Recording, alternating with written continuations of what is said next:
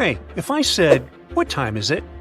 you'd probably look at your phone, laptop screen, or wristwatch to find out. But how do these devices know the time? In your devices, the time is set automatically by the program.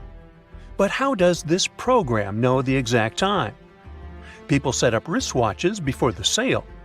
But then, how do these people know the time? Does anybody really know what time it is? Hey, there's a song there. Anyway, how do we determine this time? And what happens if all the clocks in the world stop? Wait a minute, or longer. So, welcome to the National Physical Laboratory in southwest London.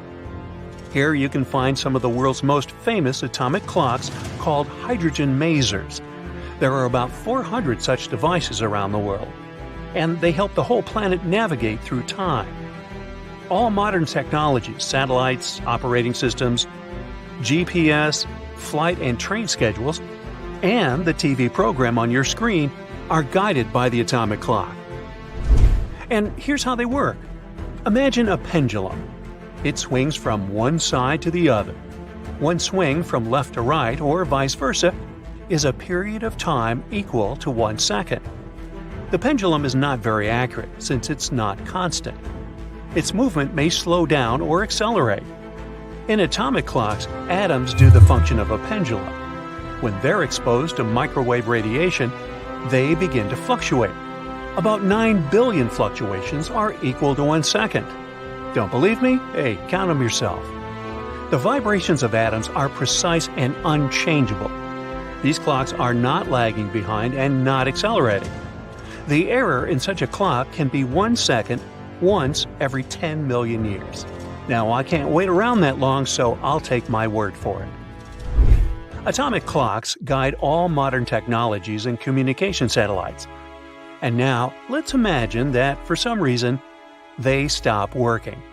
Atoms no longer react to microwaves. After them, quartz watches and all electronic ones stop. Your phone no longer shows the time, and the arrival times of flights disappears on the information board at the airport. At this moment, all dispatchers contact the pilots and ask them to land urgently at the nearest airports. Further flights become impossible. There are too many planes in the sky. If several start taking off and landing at once at the same airport, it can lead to a disaster. Dispatchers wouldn't create the correct schedule without clocks. The same goes for all trains.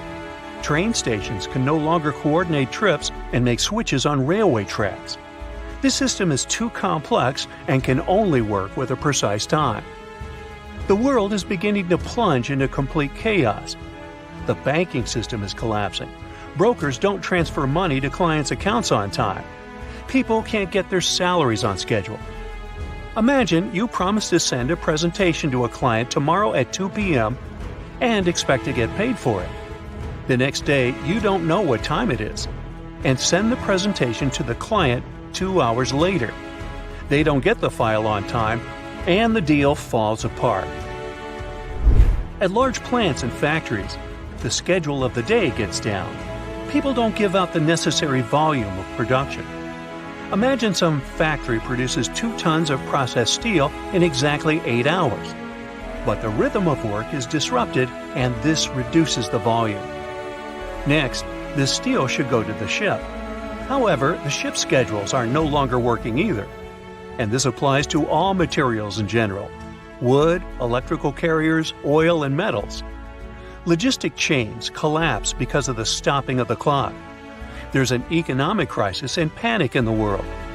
The exchange closes and opens every day at different times. Shareholders and investors are losing a lot of money.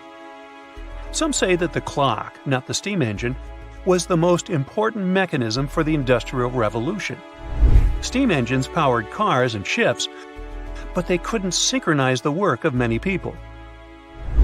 Under such conditions, you stop rushing anywhere, but so do all the other people.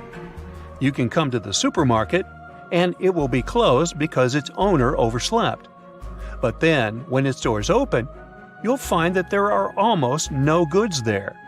Ships, trains, and trucks couldn't deliver fruits, breads, and vegetables because they couldn't agree on the time. Many will leave big cities, as it'll be challenging to live there without clocks. The age of high technology has ended. TV channels stopped working because some employees were late and didn't start the broadcast.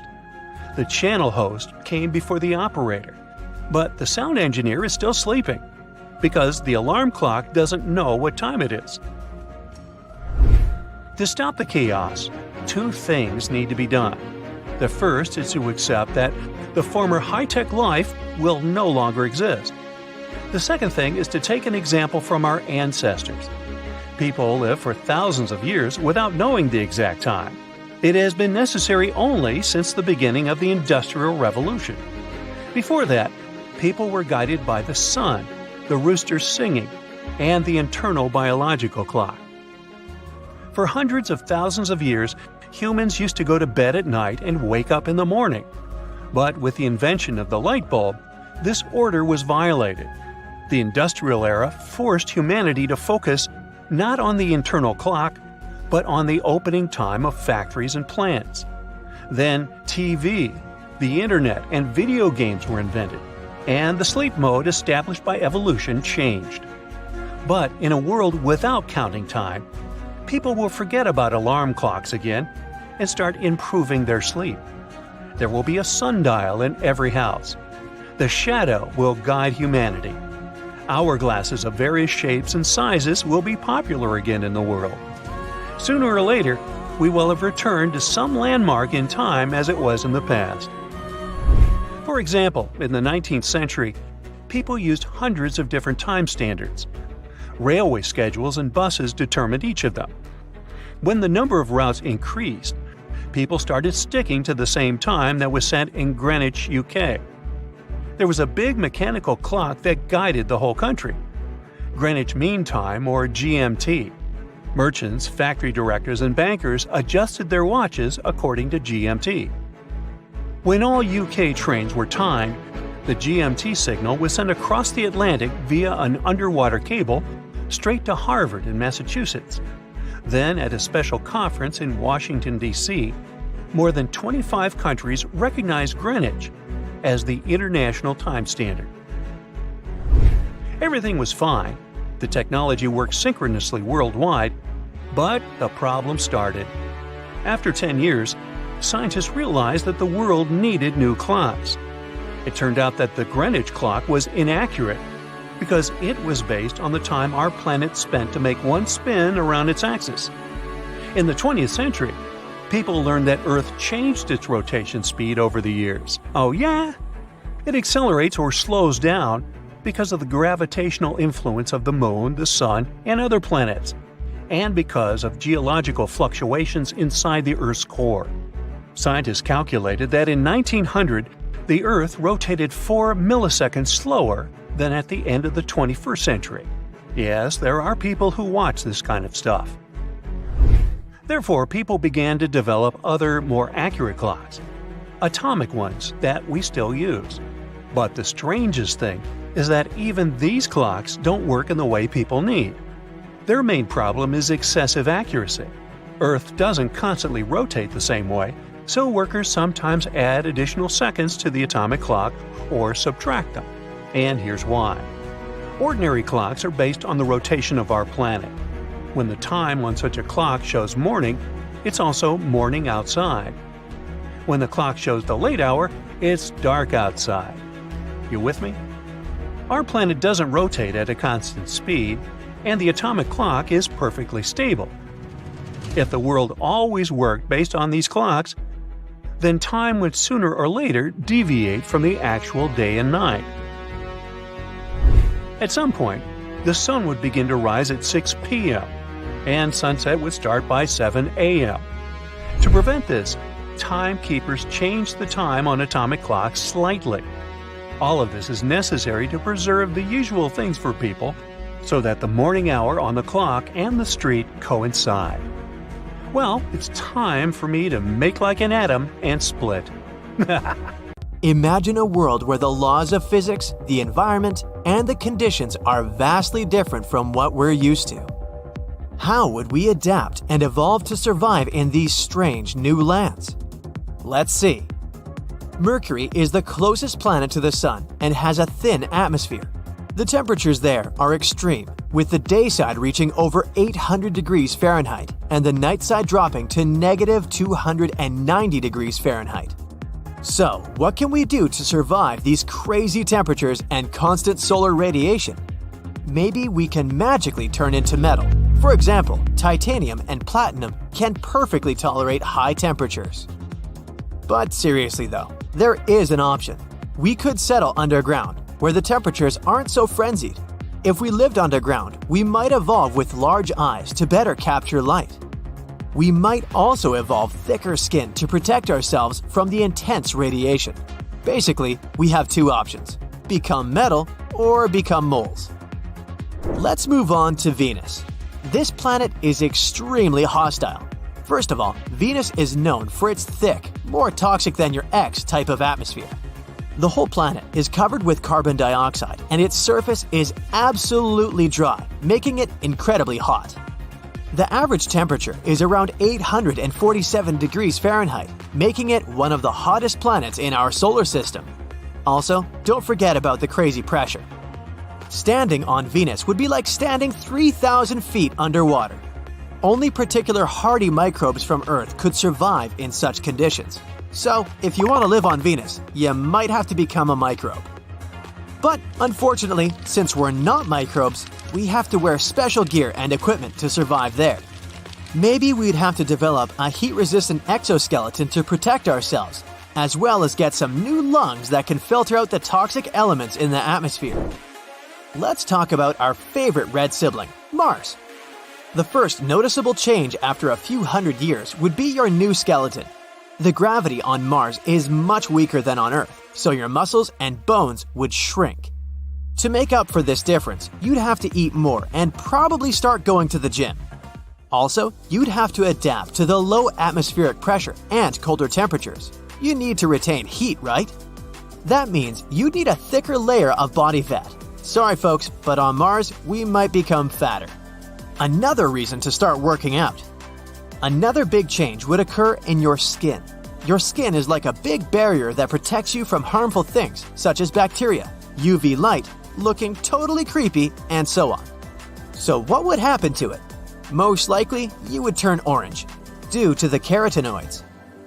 Carotenoids are a type of nutrient that you get from foods such as carrots, potatoes, tomatoes, and so on. They protect very well against ultraviolet radiation on Mars. They only have one downside. By eating a lot of pumpkins from the Martian farmers market, you'll gradually start to turn orange.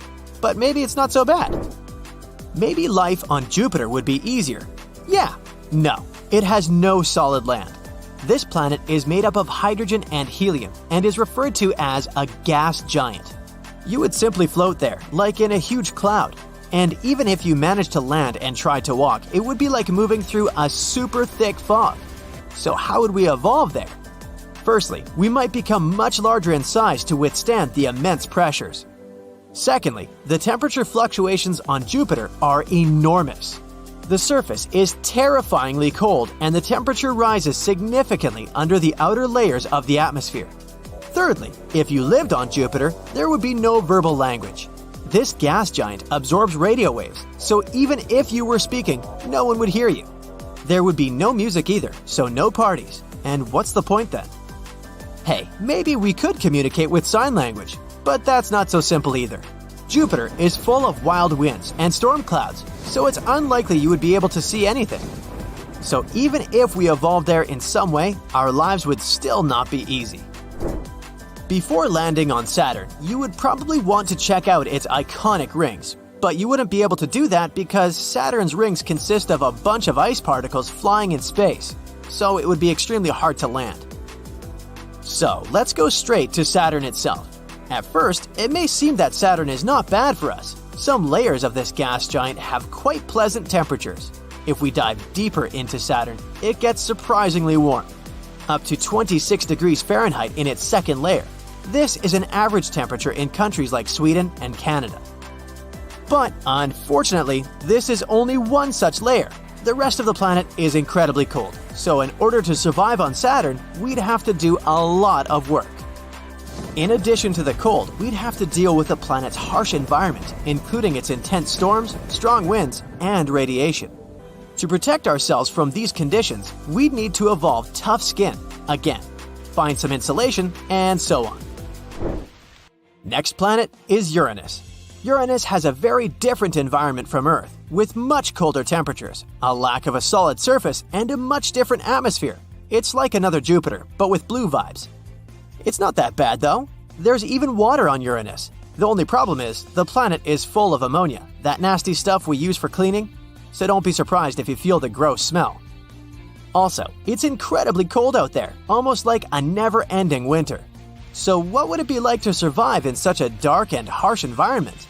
We'd need thicker skin, again, to cope with extreme temperatures. And again, we'd need larger eyes to see better in all this darkness. We might even have to develop a new hearing system, like that of dolphins. Wouldn't that be fun? Let's move on to Neptune. If human beings were to evolve on Neptune, they would need to adapt to its harsh conditions. Neptune, the 8th and farthest planet from our Sun, is another gas giant. The only difference is this planet may have a solid core. If we were to live on Neptune, we'd need to float or swim in its methane-rich atmosphere. We'd also need to develop gills or something like that in order to breathe. Basically, we'd turn into space reptiles or cosmic fishes. The gravity on Neptune is slightly stronger than Earth's, but strong winds make it difficult to stand in one place. To withstand the wind, we'd need to be much heavier. Once again, you need to eat a lot and pump up some muscles. Yeah, technically it's not a planet, but we still love it and can't forget it. A small, distant, and incredibly cold world. Pluto's even smaller than our moon, and because of that, there's almost no gravity there. It will be extremely difficult to stand on it. To avoid accidentally flying into outer space while playing football, we need to create a fake gravity machine. And if we don't want to feel dizzy, we need to evolve a brand new nervous system. But Pluto isn't all that bad. For example, there's liquid water under the surface, and even some icy mountains. Maybe it would be possible to survive there if we had some serious equipment, clothes, supplies, and… nah, too much hassle. Anyway, from the scorching heat of Mercury to the freezing temperatures of Neptune, each planet has a unique set of environmental challenges and opportunities for evolution. While we may never truly know what humans would look like on these other worlds, it's exciting to consider the endless possibilities. Never stop looking at the stars and asking these questions. And now for some breaking news. All snakes have suddenly disappeared.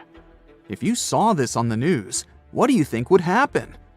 Well, Voldemort certainly wouldn't be pleased to hear this, and neither would other Slytherin members. Hogwarts would have 3 houses instead of 4. Parseltongue, which is the language of serpents, would become useless. Okay, Potterheads, let's get back to our Muggle world. How would it affect us? Well, let's look at the bright side first. People with ophidiophobia, which is the fear of snakes, would be so relieved. We can all agree that snakes aren't exactly everyone's favorite animal. Some snakes are venomous, and this doesn't help save their reputation. It's often overlooked that these animals usually prefer to retreat when you encounter them. They can become defensive if threatened, but when left alone, they don't want to mess with you. Try telling this to people with a phobia, though. Now they can enjoy outdoor activities, such as mountain climbing, like everyone else. And yet, they would have other worries in the absence of these serpents. The design of the ecosystem works like a clock. Every species has an important role. If one goes down, the others will be affected. Snakes are no exception to this order. They primarily snack on mice or rats. They help to control rodent and other small mammal populations. This is important in terms of preventing the spread of diseases, too. Think about the spread of the plague of medieval times. Driving out all reptiles could cause a similar problem. Did you know that the bubonic plague was never completely gone? It's been spotted in modern times too. For instance, in Madagascar in 2008. so it's good to have some snakes around to protect us from disease outbreaks. You see, snakes are excellent hunters. They ambush their prey by using their highly developed senses to find and track their potential dinner. They're super mobile, can squeeze through cracks, climb on rock walls, and swim. They can even fly. Well, sort of. Flying snakes can't actually gain altitude, but they can glide. They use the speed of free fall and contortions of their bodies to follow airflows and lift themselves. Yeah, they can catch their prey in numerous ways. If we imagine a world without them, it will lead us to another phobia. Allow me to introduce you to mussophobia. It's the fear of mice and rats. People with this phobia will have a hard time with all those rats wandering around, since there are no snakes to eat them. Not to mention that a single pair of rats can have 1 million descendants in over a year. Say hello to crop damage. An overpopulation of rodents can lead to a shortage of food and competition for resources. Do I feel the Hunger Games vibes? Oh, and mice wouldn't be our only problem. You can add insects to the list too. Again, without snakes, they'll throw a party in the streets. Reptiles also play an important role in the natural environment and food webs as prey. Mongooses, eagles, and hawks would really miss snakes. Eventually, some populations of large mammals would decline, and this could lead to the extinction of some species. Then there's medicine. Scientists and researchers would miss these creatures. Snake venom is the key to the development of certain medicines. For example, some diabetes and heart disease medicines have been derived from snake venom. Patients who need them will get affected too. When we mention snakes and medicine, there's something else that comes to mind. Botox. Is it really snake venom? Nope. Snake venom used in skincare isn't obtained from the animal itself. It turns out that this ingredient is called snake. It's a human-made ingredient designed to mimic the effects of temple viper snake venom. Now let's picture what life would really look like without snakes. I'm starting with day 1. People don't immediately notice the absence of these creatures. So, in the first few days, especially in cities, people would have no clue that all snakes are gone.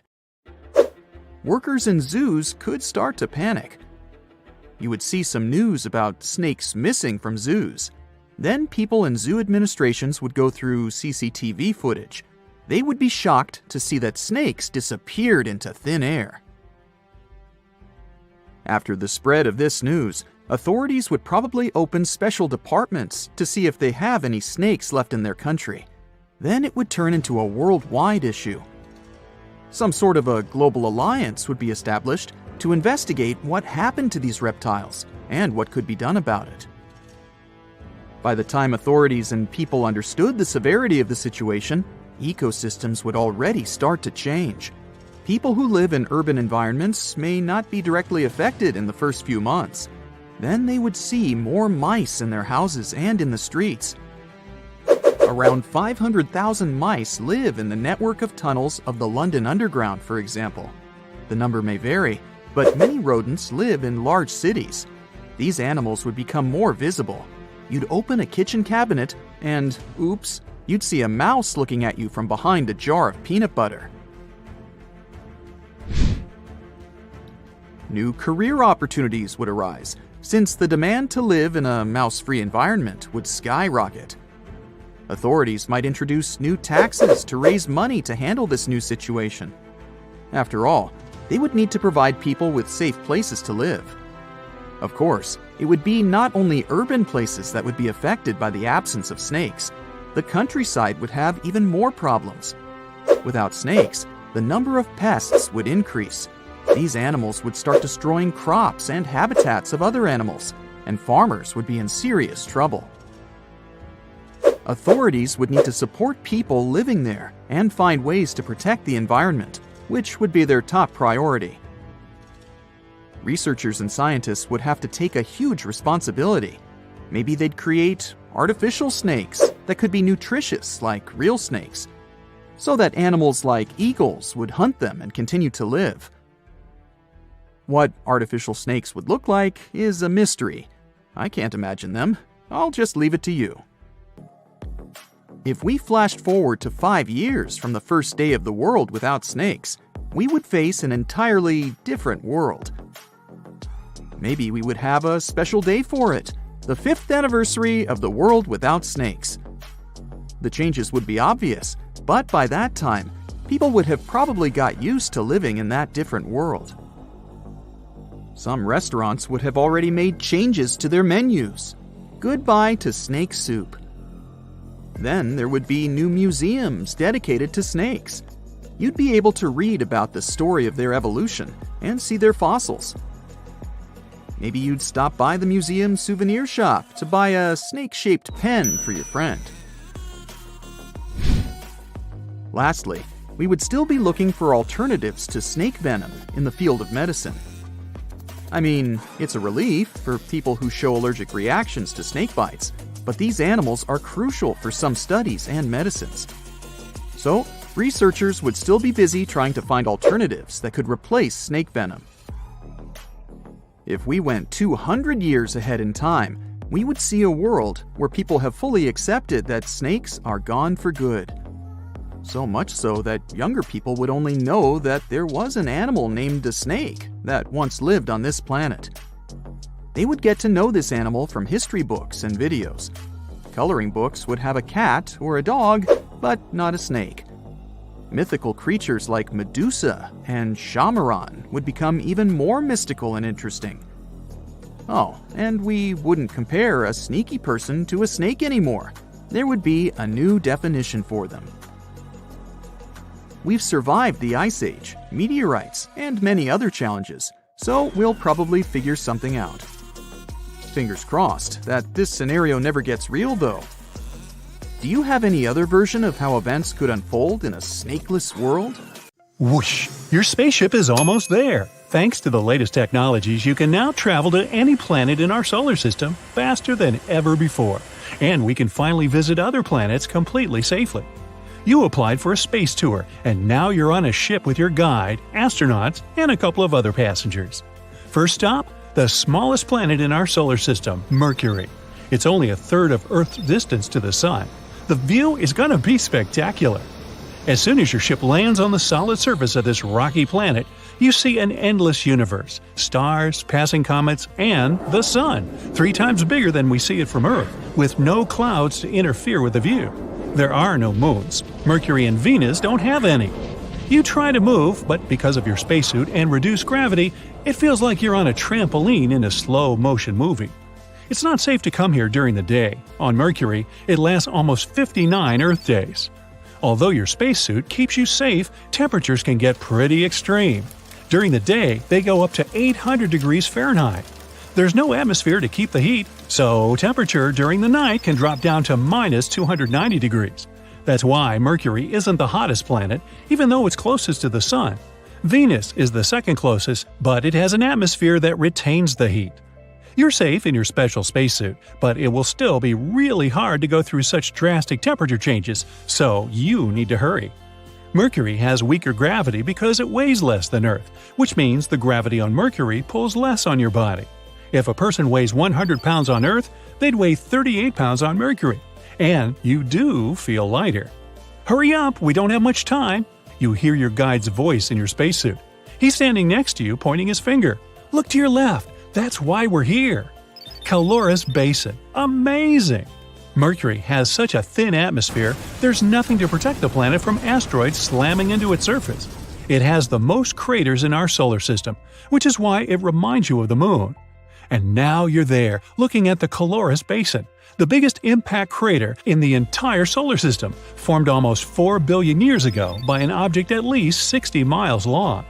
You can see its rocky interior, filled with deep fractures and high sharp ridges, surrounded by the highest mountains you can find on this planet, towering 2 miles above numerous lava vents. They used to be active. The other side that's hidden from the sun has tiny deposits of ice, which is the only form of water here, but you don't have time to see it. Mercury is only a temporary stop before you keep moving. As soon as you get comfortable on the ship, you see your guide approaching you. We can't stop on Venus, he says. Sometimes we can at least get closer to the surface, if not land and go out, but today, the winds are crazy. They're usually a little over 220 miles per hour, and they keep the yellow or bright white clouds of the planet in constant motion.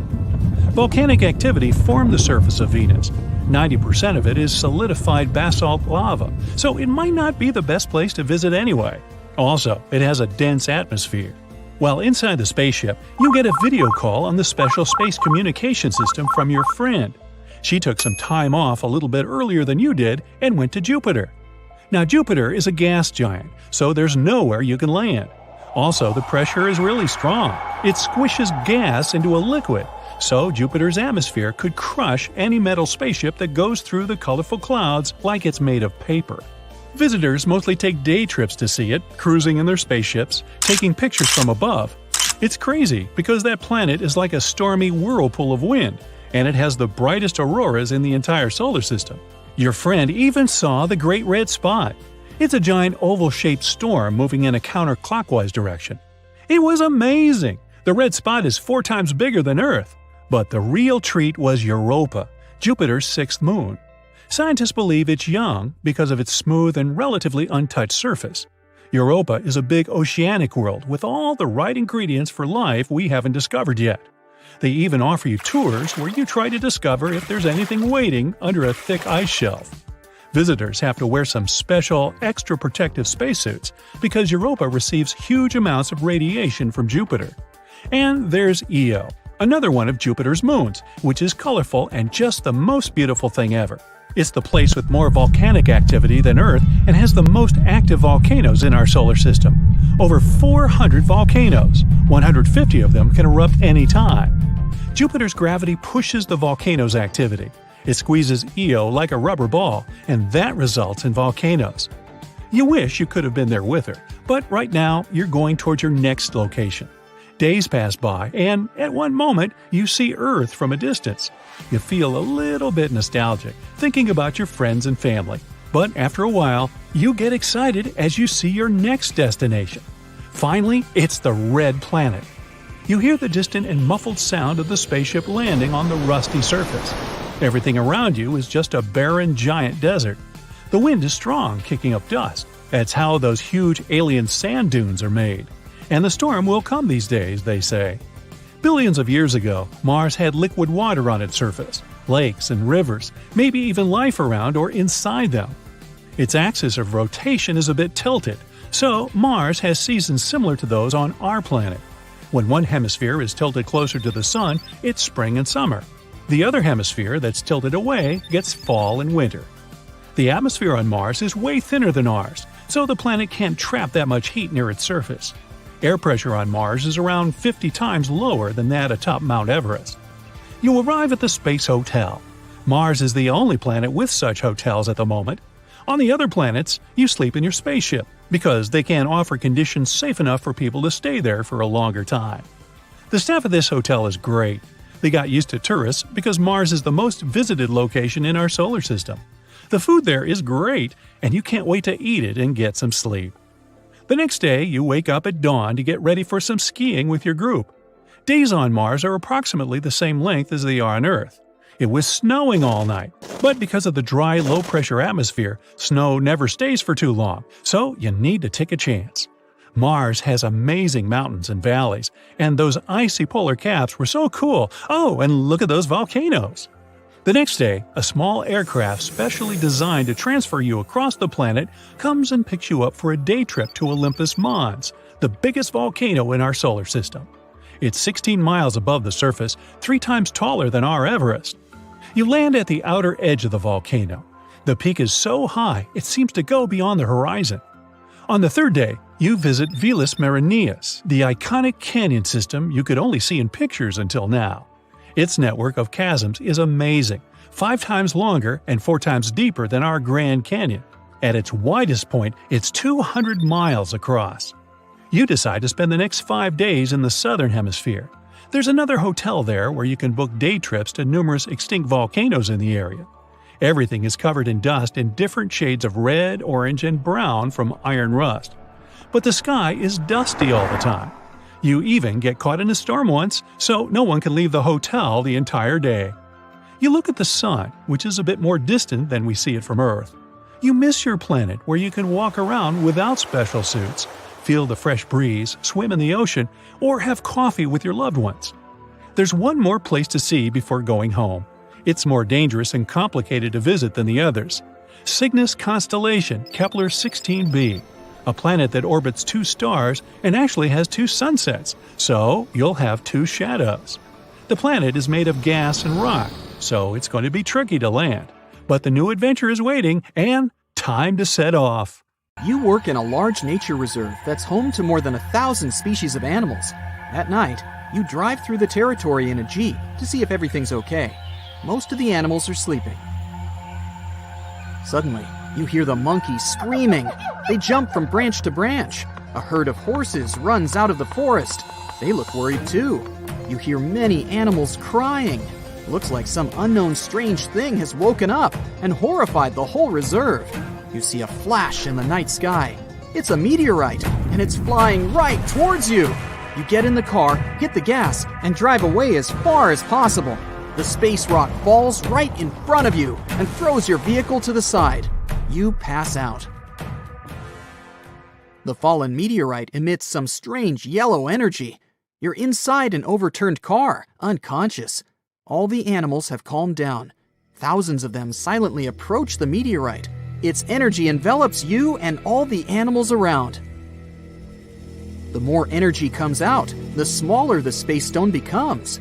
By the morning, the meteorite dissolves in the air. It has absorbed the animal powers and passed them on to you. You wake up in the grass near the car, surrounded by several people. These are the reserve employees and some guys in black suits. They study the crater in the ground and ask you what happened. You tell them about the meteorite, and they order you to go with them.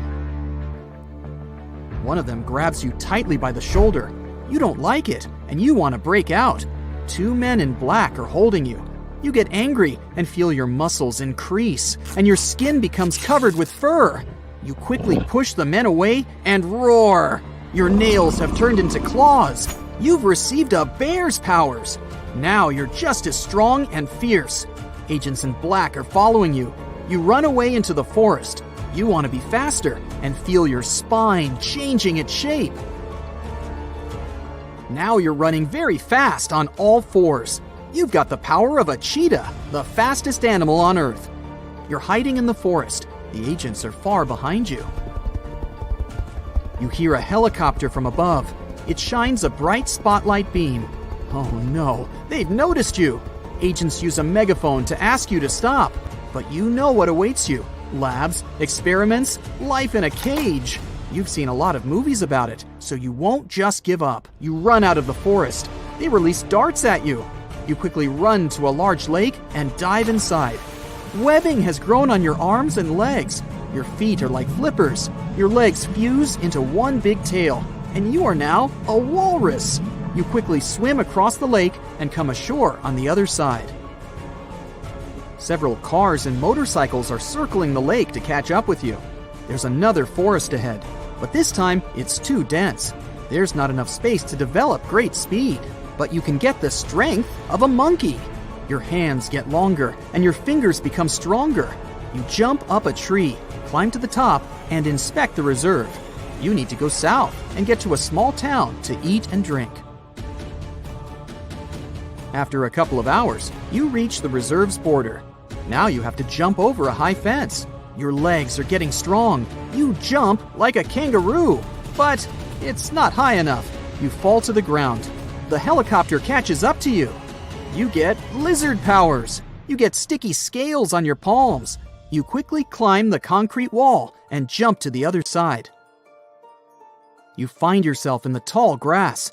Agents are coming to you from all sides. You're thinking about a snake. Your arms and legs fuse with your body. Now you can crawl. You pass all the people and find yourself on the road. You see a car in the distance, raise your hand, and ask it to stop. Oh no, it's the agent's vehicle! They surround you. The searchlight from the helicopter is shining right on you. You have nowhere to go. But you don't really have to go. Your clothes tear on your back.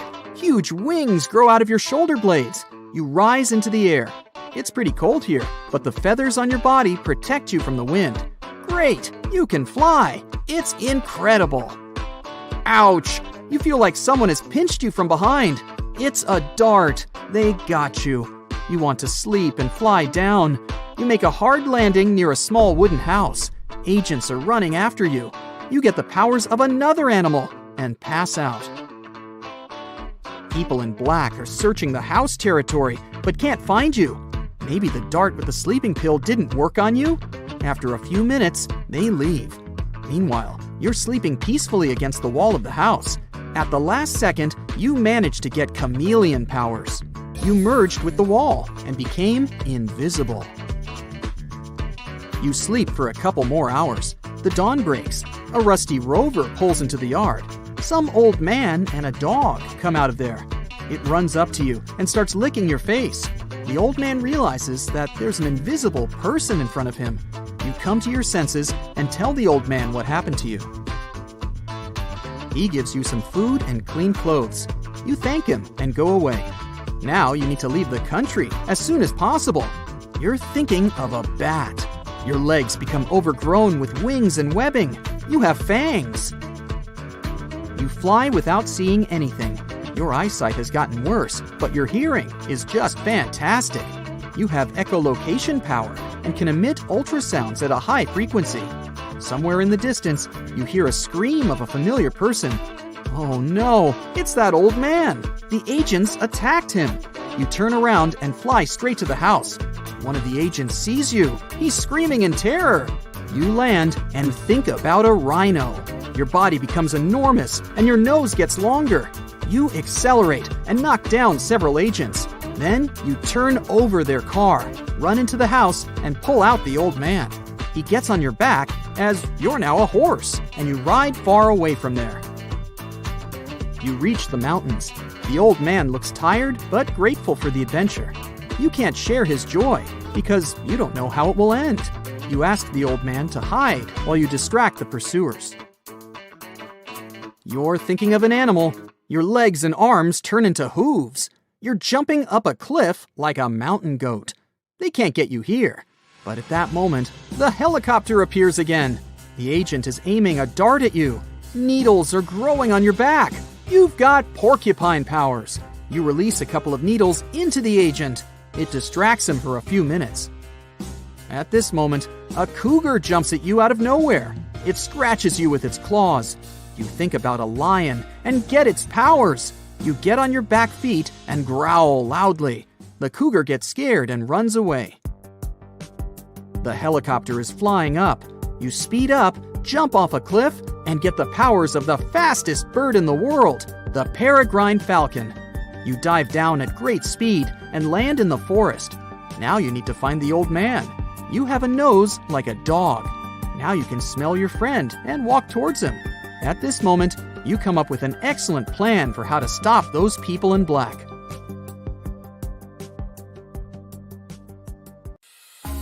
Try to imagine what it would be like if you woke up one day and everything around you was pink. And I mean literally, not just having a think pink vibe. Everything from your walls to your bed, desk, armchair, and even the clothes you wear would be rosy. Would you be able to live in such a world for a whole week? Your first thought might be, is there something wrong with my eyes? For most people, the answer is no. Even if there was something wrong with your vision, the chances are you wouldn't end up seeing just one single color for the rest of your life. Most people who are colorblind are born that way, even though there are rare cases in which you can develop this condition later in life. And even those people who are totally colorblind see the world only in black, white, and gray. Most people with colorblindness have problems perceiving certain colors. Their greatest difficulty is distinguishing the shades of the same color. But let's get back to our pink world, shall we? Is pink a special color for our brain? When you think about pink objects, you most likely associate them with emotions like love and kindness. In some cases, looking at the color pink for longer periods of time can actually make people feel more agitated. In sports, teams have been known to paint the opposing team's locker room pink in an attempt to decrease their energy and performance. This tactic was implemented by an American coach who believed the all-pink room would mess with the minds of the opposing teams. What if I told you that this specific shade of pink you woke up to had special powers, though? In the 1970s, a scientist named Alexander Schaus found a color that made people feel calm and relaxed. After lots of experiments to test the effects of different colors on people's behavior, he found this specific color which he named the Schaus pink. His study showed that when people looked at a bright color, they lost strength in their muscles. But when they looked at the color blue, their strength returned to normal. The researcher talked about this in public lectures and even showed it on TV. He invited a bodybuilder and concluded that they could not do a single bicep curl after staring at the pink color. Schaus was so sure of his discovery that he even suggested that prisons should paint holding cells pink to calm people down. 2 officers at a U.S. prison tested this idea by painting one holding cell pink and found that some inmates became calmer after being in the pink cell for 15 minutes. In any case, Schaus's original research hasn't been proven to be true by the following studies, but that doesn't mean you can't test it out for yourself. There's no way to tell how your brain might react to living in a pink world for a day, a week, or even a whole month. It all has to do with your previous experience with this color. If it was a happy one, you might actually like living in a pink environment. However, it may be hard on your eyes after a certain point. But we can't say that the colors we surround ourselves with don't affect us. Carl Jung, a famous Swiss psychoanalyst, developed a theory of color psychology, also known as Jungian color theory. He believed that each color meant something different somewhere in the back of our mind and had the power to reveal deeper thoughts. He thought that colors could be used to understand an individual's innermost thoughts and feelings. For example, he considered the color blue to be formal and precise, while green made people feel relaxed and patient. While looking at the color yellow, people became more sociable. And if you liked the color red, it meant you were competitive and strong-willed. Pink isn't the only color people have studied to see its effects on the brain. Let's take green for instance. Would you feel better living in a green world? Well, looking at this color can actually help you focus better. Studies have shown that people who take short breaks to look at pictures of green things, like trees or grass, concentrate better on boring tasks and make fewer mistakes.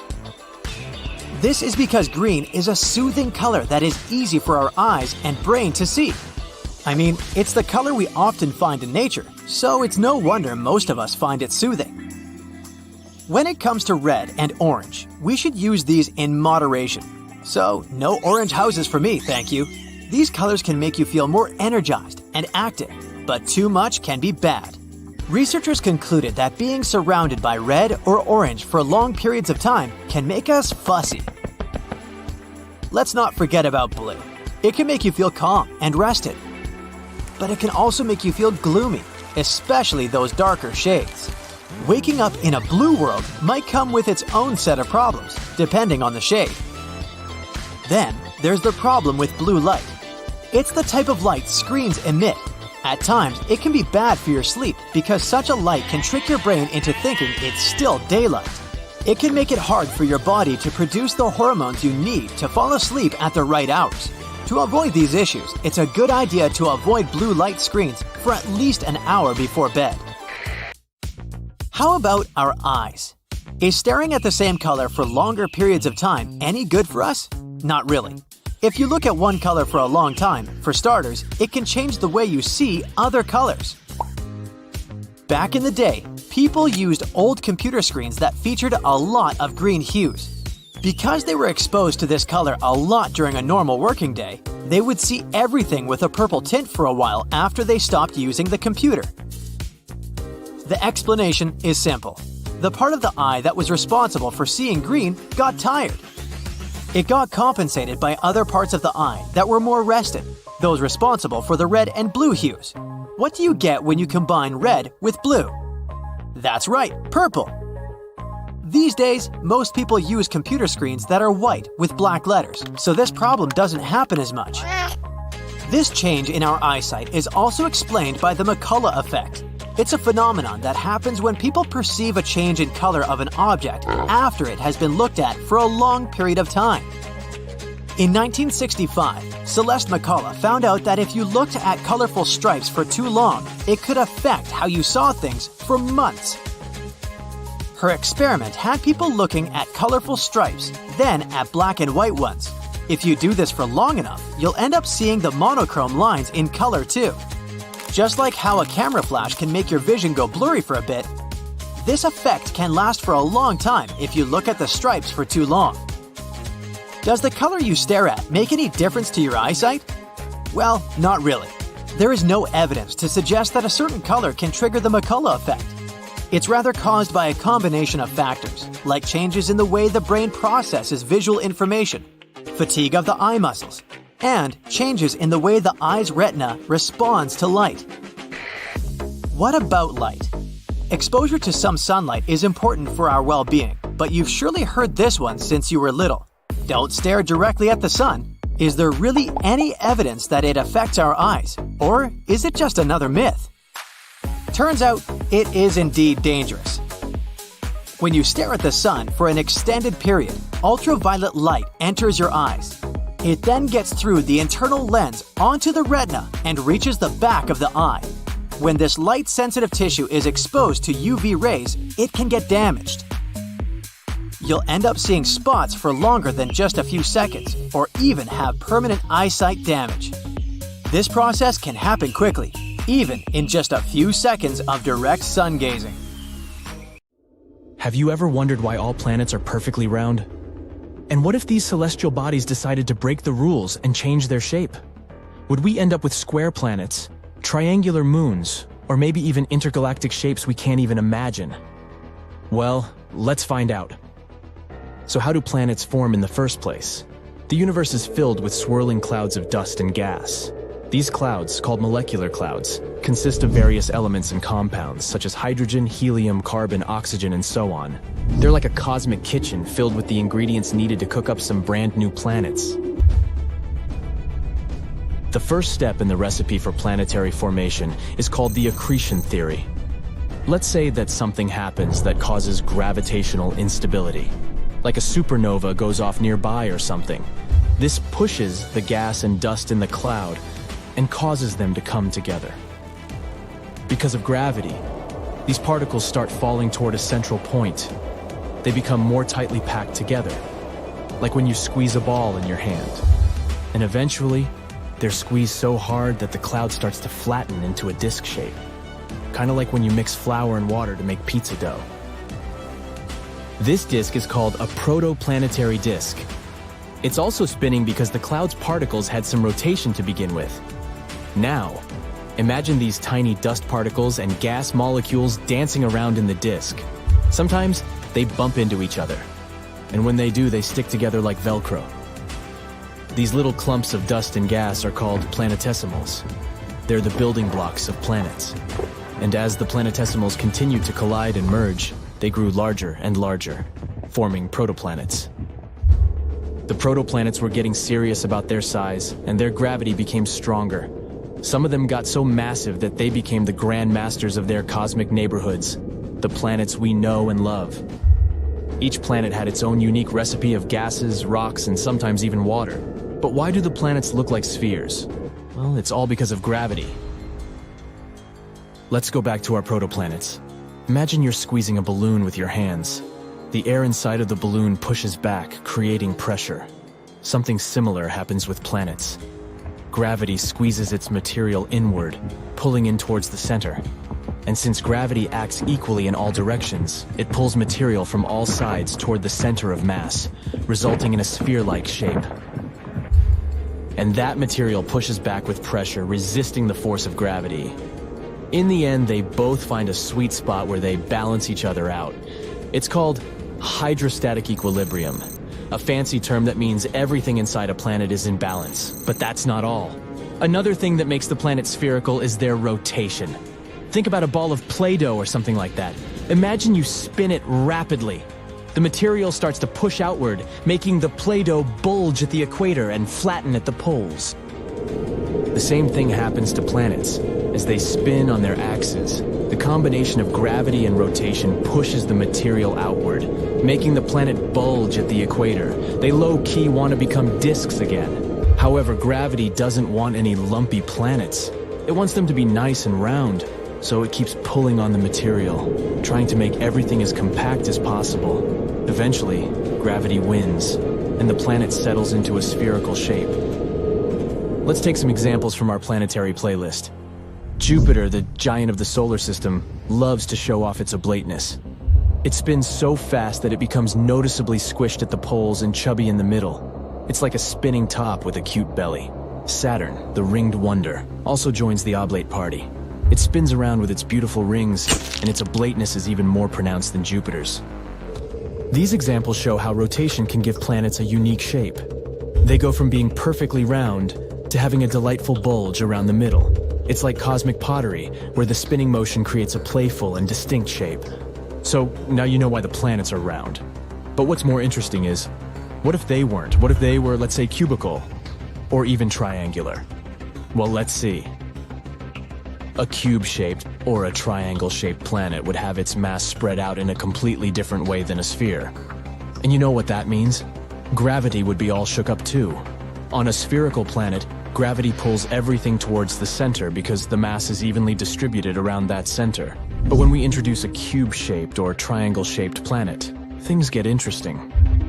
If you're standing at the center of one of those faces, you'd feel the strongest pull of gravity.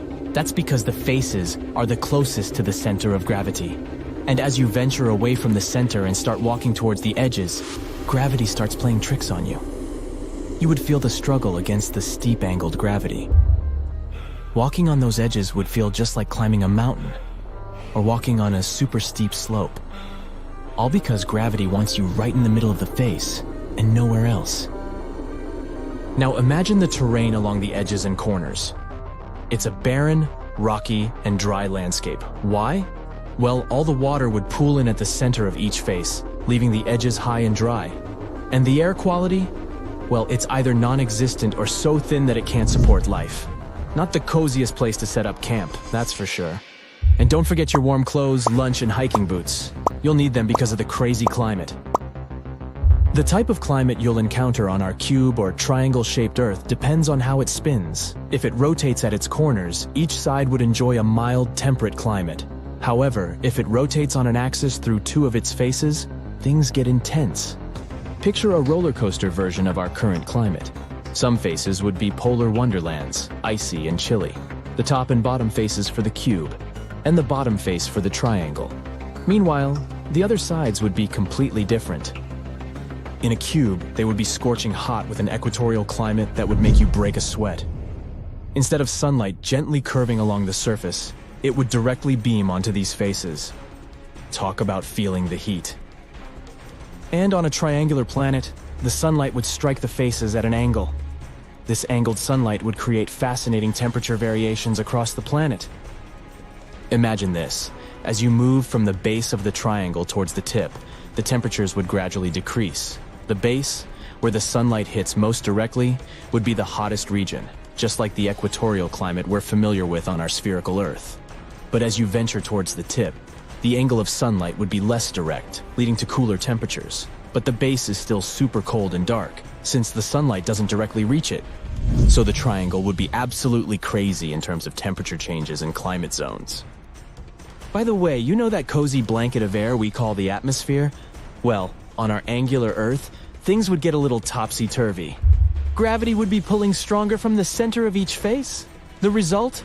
The atmosphere would go through some crazy changes. Picture this. At the center of each face, where gravity is strongest, the atmosphere would gather and thicken. It would be like a bustling city, full of air molecules. But as you venture towards the edges, things would start to thin out. The atmosphere would become scarce and very thin. So breathing along the edges would be quite a challenge, and the edges would be a tough neighborhood for life to thrive. Moreover, a thinner atmosphere means less protection from the sun's radiation and solar winds, so corners and edges would be extremely dangerous for humans. Of course, this is all just a playful exploration of what could be. Our Earth loves its spherical shape, and that's a good thing. But there's no harm in imagining wild and wonderful possibilities, so keep your imagination soaring and continue to marvel at the marvels of our amazing planet. However, I hope you feel well rested, because I've got a tough task for you. Don't worry, it's fun. You're going to visit different planets of our solar system and try to run on each of them. Let's figure out where you can run the fastest and where you can barely walk. The fastest man on Earth, Usain Bolt, can run with an average speed of about 23 miles per hour, but his top speed is higher, up to 27 miles per hour. Sadly, we can't all be Usain Bolts. The average person runs at a speed of 6 to 8 miles per hour. But maybe there's a planet out there where you can beat the famous Jamaican sprinters' records. But first things first, what will affect your speed when you run on other planets? For one thing, gravity. Depending on how strong it is on the planet you visit, it'll influence your weight. And in most cases, the heavier you are, the more slowly you run. Plus, on all other planets in our solar system except Earth, you'll have to wear a bulky spacesuit. Without it, your chances of survival there are non-existent. And don't forget about extreme weather conditions on most planets. It's either freezing cold or boiling hot, or very, and I mean it, windy. Anyway, your amazing journey is about to begin. Buckle your seatbelt. The first planet on your itinerary is Mercury. As you sneak a peek at this world through the window of your spaceship, you notice that the planet looks eerily similar to the good old moon. But just a few moments later, you realize it's just an illusion. All over the surface of Mercury, you see craters left by space rocks. This may make your task of running on this planet way harder. This and your bulky spacesuit. Duh. But you wouldn't survive on Mercury without this protection. The temperatures on the planet are extreme, 800 degrees Fahrenheit during the day and negative 290 degrees Fahrenheit at night. But there's one thing that can work in your favor on this unfriendly planet. Let's say you weigh 155 pounds on Earth. Then on Mercury, you'd weigh around 58 pounds, which means that despite your bulky spacesuit, you can move way faster than you do on Earth. And maybe your speed will even reach 13 miles per hour if you try really hard. The next planet on your itinerary is Venus, also called the Morning Star. While coming closer, you see a world very different from the bluish planet you might have seen in books. Before landing, you have to get through a super dense atmosphere made up of carbon dioxide. And while your spacecraft is descending, you're watching thick clouds of sulfuric acid pass by.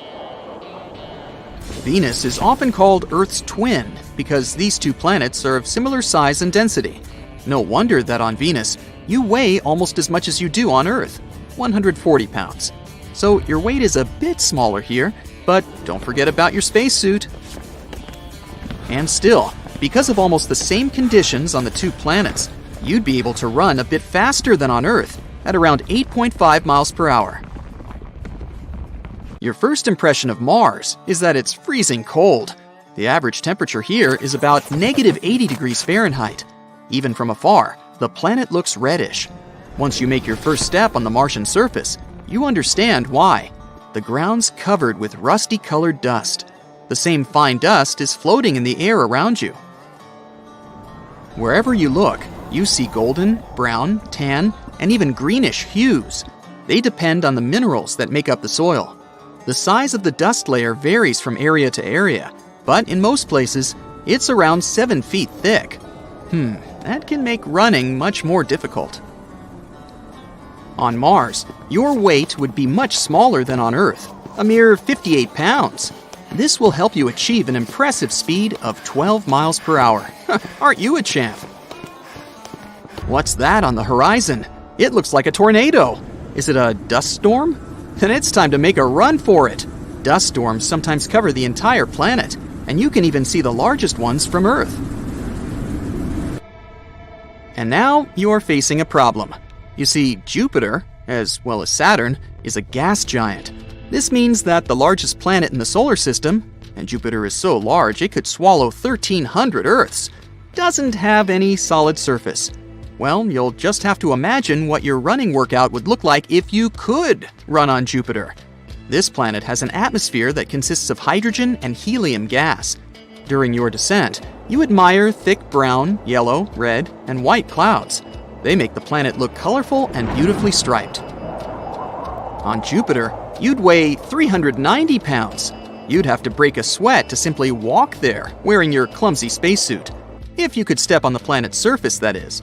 If you tried to run there, your best result would probably be a speed of 1 or 2 miles per hour. To make matters worse, it's extremely windy on Jupiter, with the wind speeds ranging from 200 to 400 miles per hour. Do you see those rings? That's Saturn, another gas giant with no solid surface. This planet's made up of mostly hydrogen and helium, and its temperature and density change the deeper you go. If you decided to leave your spacecraft and step on Saturn's surface, you'd just fall into the planet. But from above, it looks as if Saturn does have a surface. The seemingly solid yellowish-brown sphere is surrounded by several layers of clouds. The visible outer layer is made up of ammonia clouds. Under them, there are hydrosulfide clouds, and the innermost layer is made up of clouds of water. Even though Saturn is a gas giant, your weight wouldn't be very different here, around 165 pounds. That's because the planet's gravity is similar to that of Earth. But because of the conditions on the planet, and your bulky spacesuit, you'd run a bit more slowly there, at a speed of about 4 miles per hour. Before leaving, you admire Saturn's most famous feature, awesome gray, beige, and tan rings. These groups of tiny ringlets are made of chunks of rock and ice. You also spot several of the 53 moons of Saturn. Oh, that's Titan, an icy world bigger than our moon and even Mercury. It's the second largest moon in the solar system. The next planet on your way is a blue-green ball of ice and gas. That's ice giant Uranus. It has this beautiful hue because the light from the sun gets reflected off the planet's surface. Uranus isn't solid. Hit the brakes! If your spacecraft doesn't manage to stop in time, it'll fly through the upper atmosphere and sink into the icy liquid center of the planet. I doubt you'll be able to conduct your running experiment here. So let's just imagine what it'd look like. On Uranus, your weight would be around 138 pounds, and against all odds, you could actually reach a good speed here, at least 8 miles per hour. If you didn't get caught in a hurricane, of course. Extreme storms occur on the planet in the summer when Uranus is heated the most. Then, hurricanes can spread for more than 6,000 miles. The furthest planet from the Sun, Neptune, is 4 times the size of Earth, but 17 times as heavy. The blue surface you see when approaching Neptune is actually a layer of swirling gas and permanent clouds. The planet's mantle is made up of water, ammonia, and methane ices. It's the closest thing Neptune has to a surface. And still, there isn't solid ground for you to walk on. So, once again, try to use your imagination. On Neptune, you'd weigh a bit more than you do on Earth, 174 pounds, but your running speed would be just a bit lower than on Earth, around 5 miles per hour. That's the end of your active adventure. Which planet did you like running on the most? You wake up with pizza boxes piled up on top of each other. You stretch your right arm and slide it across some wet spilled noodles you had last night. Your leg smears some chocolate cake from last week and stains your mattress. There are random papers, clothes, books, food cartons with food still inside them, and other random useless junk all over your queen-size bed. You're too lazy to get out of bed, but you have to get to work. You shove aside all the junk and slide it onto the already littered ground. There are plastic bottles, more fast food litter, clothes, dirty dishes, and animal fur on the ground. It's sticky and covers every inch of real estate to the point that you feel like you're walking on lava. You stare out the dirty window, look at yourself in the mirror, and sulk. This isn't the you you'd thought you'd be a year ago. The sun is shining and you just bought your brand new house. It's a nice place outside the city in a little friendly neighborhood surrounded by picket fences and blooming flowers.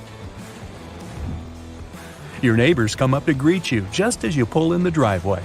They bring a casserole and some yummy desserts to welcome you to the neighborhood. You gleefully accept them and head inside your new pad. Throughout the week, you unpack your bags and arrange your furniture. You also just landed a new job which helped you afford this house. You wake up every day at 6 a.m. and come back home at 10 p.m. This new job is paying you well, but you don't have time for yourself or to keep your house in order. Over the next few months, you start ordering food every night and bringing leftovers to work. You haven't changed your bedsheet since you arrived and haven't vacuumed the floor since you first stepped foot inside. The smell inside is getting stronger, considering you're not taking out the trash or opening the windows to air out the house. You've also given up on sorting out your dirty laundry. You have no more clean clothes left, so you're reusing the same clothes for work, but they have food stains all over them. The bathrooms are not a place anyone would like to go. The running water drips and overflows onto the floor, making it damp inside. Since no sunlight enters, mold grows abundantly, providing a home for various bacteria and parasites.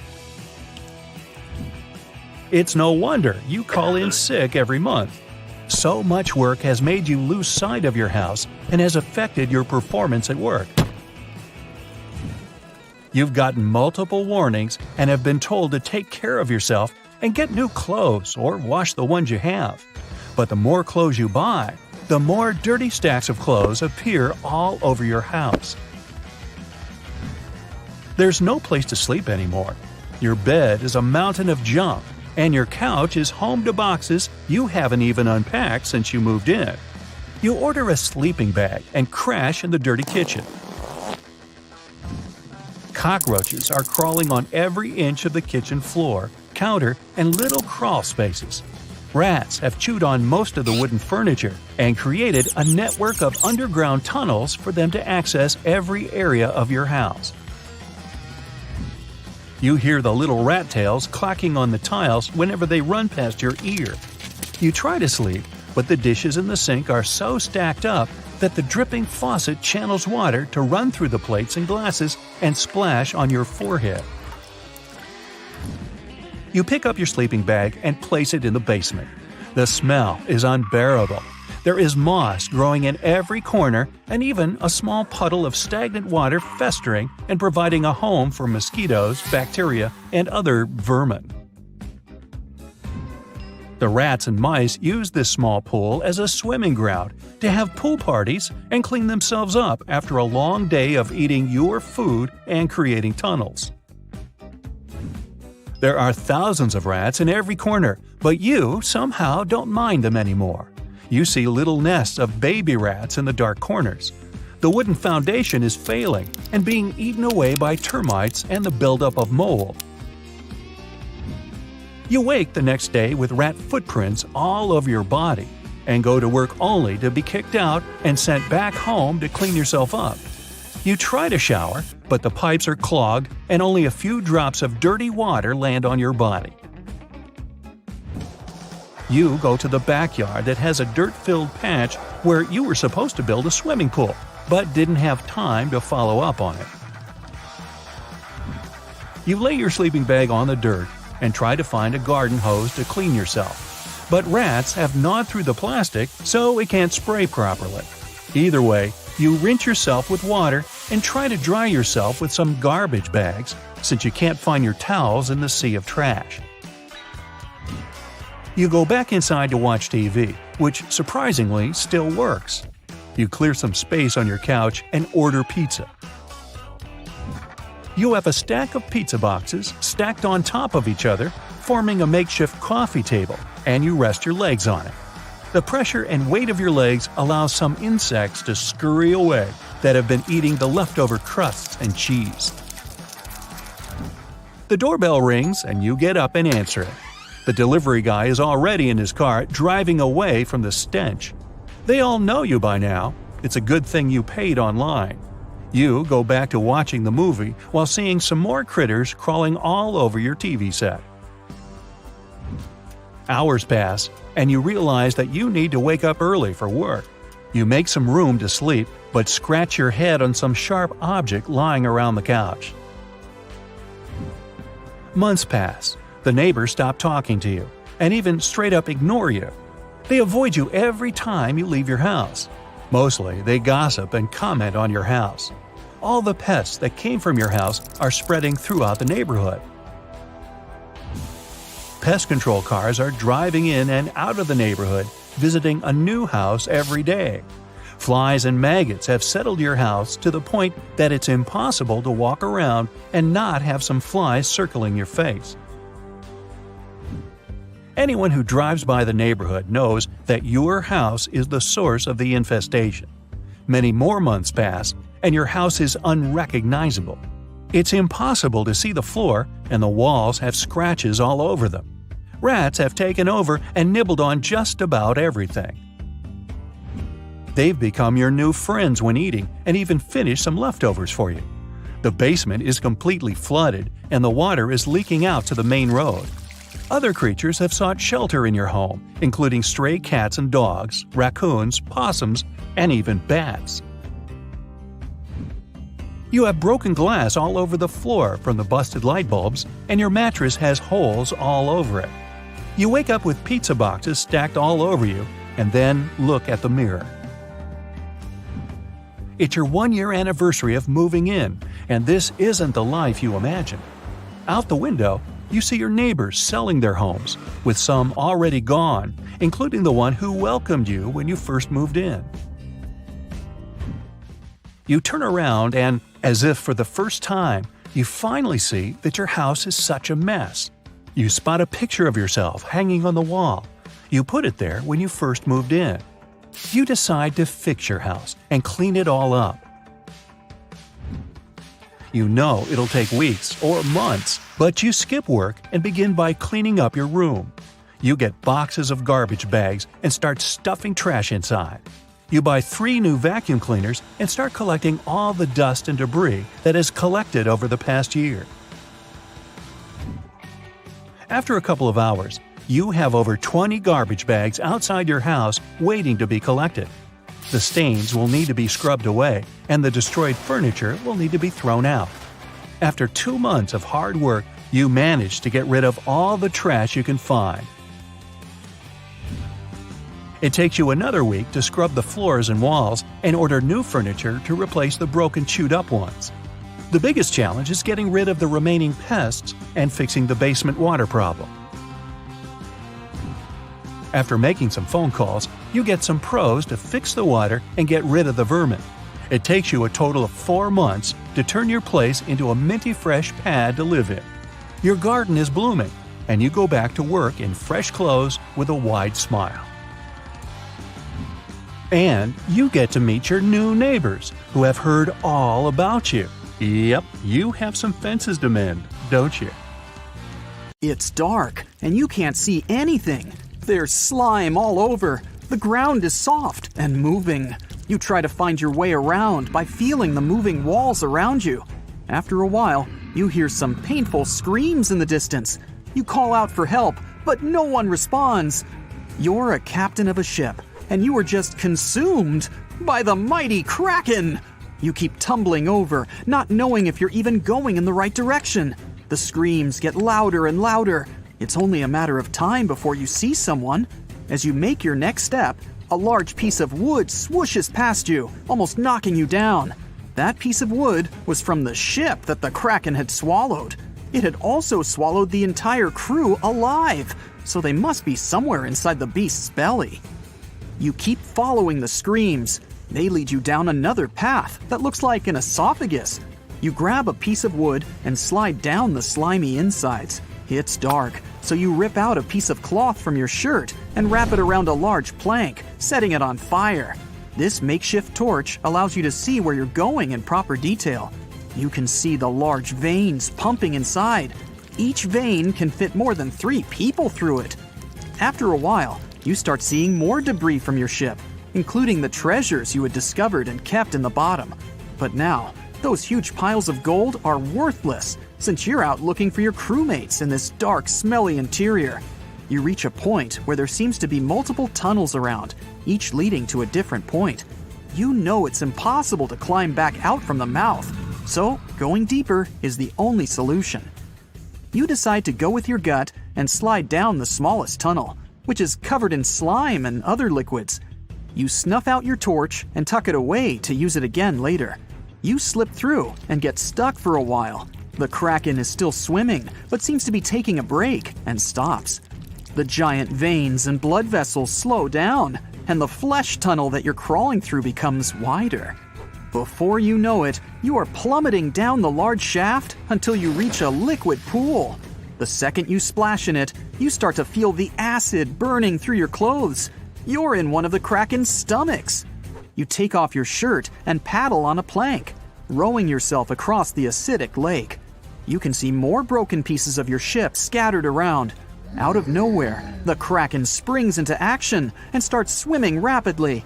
You don't have a choice but to hold on to the plank and keep yourself afloat without any acid going into your eyes. You shut them.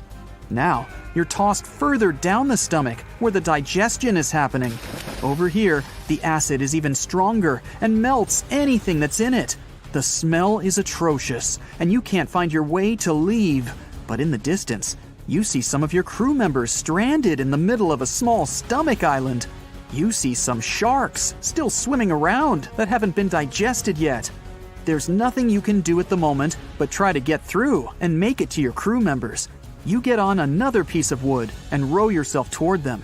This time, the stomach acid is melting the wood away. Luckily, someone from your crew tosses you another plank, so you hop onto it and row your way to them. You climb ashore. Everyone is happy to see you. You try to figure out a way out, but the exits are covered in acid. More water seeps in along with plenty of marine animals. The acid levels are rising, and everyone huddles together. After a while, the Kraken swallows a large humpback whale that's thrashing around the acidic water. It's making the Kraken upset, so it starts moving, tossing everyone around. You, along with many others, land on the whale and hold onto it tight. It seems like the Kraken wants to expunge the whale out somehow. The inner walls of the stomach contract until it shrinks enough to let the whale out. You and your crew members are still holding onto the whale, but it's not easy. Finally, the Kraken spits out the whale and swims off to the bottom of the ocean. The new challenge is to swim to the surface to breathe. The whale pushes you and everyone else up. Without it, no one would have made it to the surface to catch some oxygen. You don't know where you are. Some of your crewmates grab onto some loose pieces of your ship to stay afloat. You swim to one and climb aboard. The sun is starting to set. There's nothing in sight. The crew is feeling cold and hungry. Worst of all, it's feeding time for the sharks. Everyone climbs up on their planks to stay out of the water. Before you know it, shark fins start to pop up from every corner. There's nothing to do except survive the night. The next day arrives. No one has managed to get any sleep. Everyone decides to fix all the planks together and row towards the sun. While other people debate another direction, the whole crew listens to your final word. The sun is scorching and everyone's energy is low. There's no fresh water to drink. No one can catch fish for eating.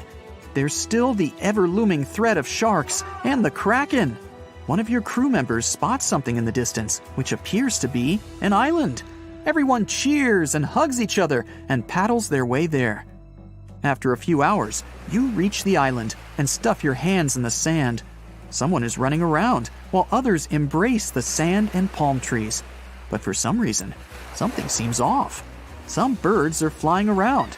They aren't scared of you. Everyone moves to the center of the island to discover if anyone has been here before. A small campfire sits in the middle of the island, but there are no signs of people anywhere. This island's too small to have any residents.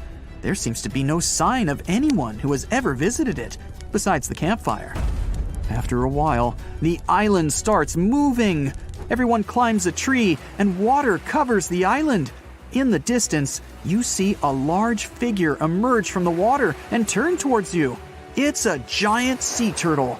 You were on the back of a giant sea turtle this whole time. It moves gracefully across the water and stops after a couple of hours. The crew members build some huts and start a fire to cook some food and sleep comfortably. You look out in the distance and at the night sky with the stars populating the horizon. You climb the highest tree to get some rest and peace. Far away, you see the kraken swimming around and getting closer to the turtle. But compared to it, the kraken is only the size of a shoe compared to a person.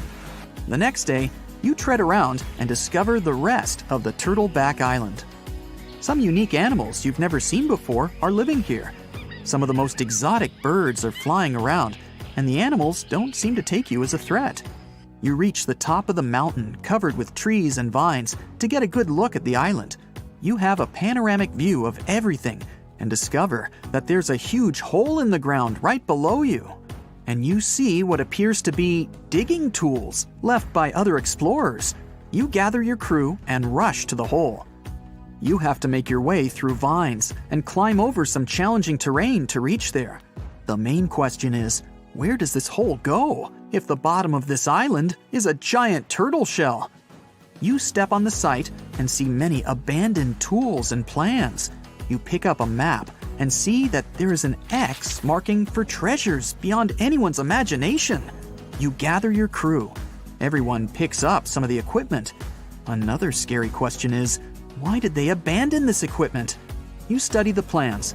They state all the steps except the final one, which no one seems to have figured out. After a while, you descend the hole and make your way towards the bottom. But what you discover is even more shocking than what you expected. And you'll have to find out what it is next time. Staying in the water that's 70 degrees Fahrenheit for a long time definitely won't do your health any good. A water temperature of 50 degrees Fahrenheit is a nightmare. It feels much colder than the air of the same temperature. The passengers of the Titanic were in 28 degrees Fahrenheit water. Can you imagine how cold it was? Even the iceberg that the Titanic met was warmer. The water didn't freeze because of the high salt content. But what if the temperature had been higher? What if the Titanic had sunk in warm water, say 120 degrees Fahrenheit? Theoretically, this could have happened had the waters of the North Atlantic met a warm undercurrent from the southern part of the ocean on disaster day. But this heat wouldn't have been enough. The ocean area is too vast, and the temperature is too low at night. The warm undercurrent alone wouldn't have made a difference for people who were overboard. But if the Titanic had sunk in another place at one particular moment, perhaps then all people could have been saved, thanks to an incredible natural phenomenon. Now, on board everybody, our voyage to a parallel universe begins. It's a moonless night on April 14th through 15th. The Titanic crashes into an iceberg. Icy water floods the lower decks. The captain sends a distress signal. The nearest rescue ship, Carpathia, is 58 miles away from the sinking Titanic. At maximum speed, Carpathia will get there in 4 hours. That's quite long, even in warm tropical waters, since your body loses heat anyway. The Titanic begins to sink. The crew downs lifeboats. Some of the passengers jump overboard. The ship is going under the water. There are no boats left, so you jump along with other passengers. It feels as if you got inside a huge iceberg. The water is so cold that it's hard for you to move. You can't even scream because there's no air in your lungs. But at this moment, you feel a pleasant warmth coming from the depths.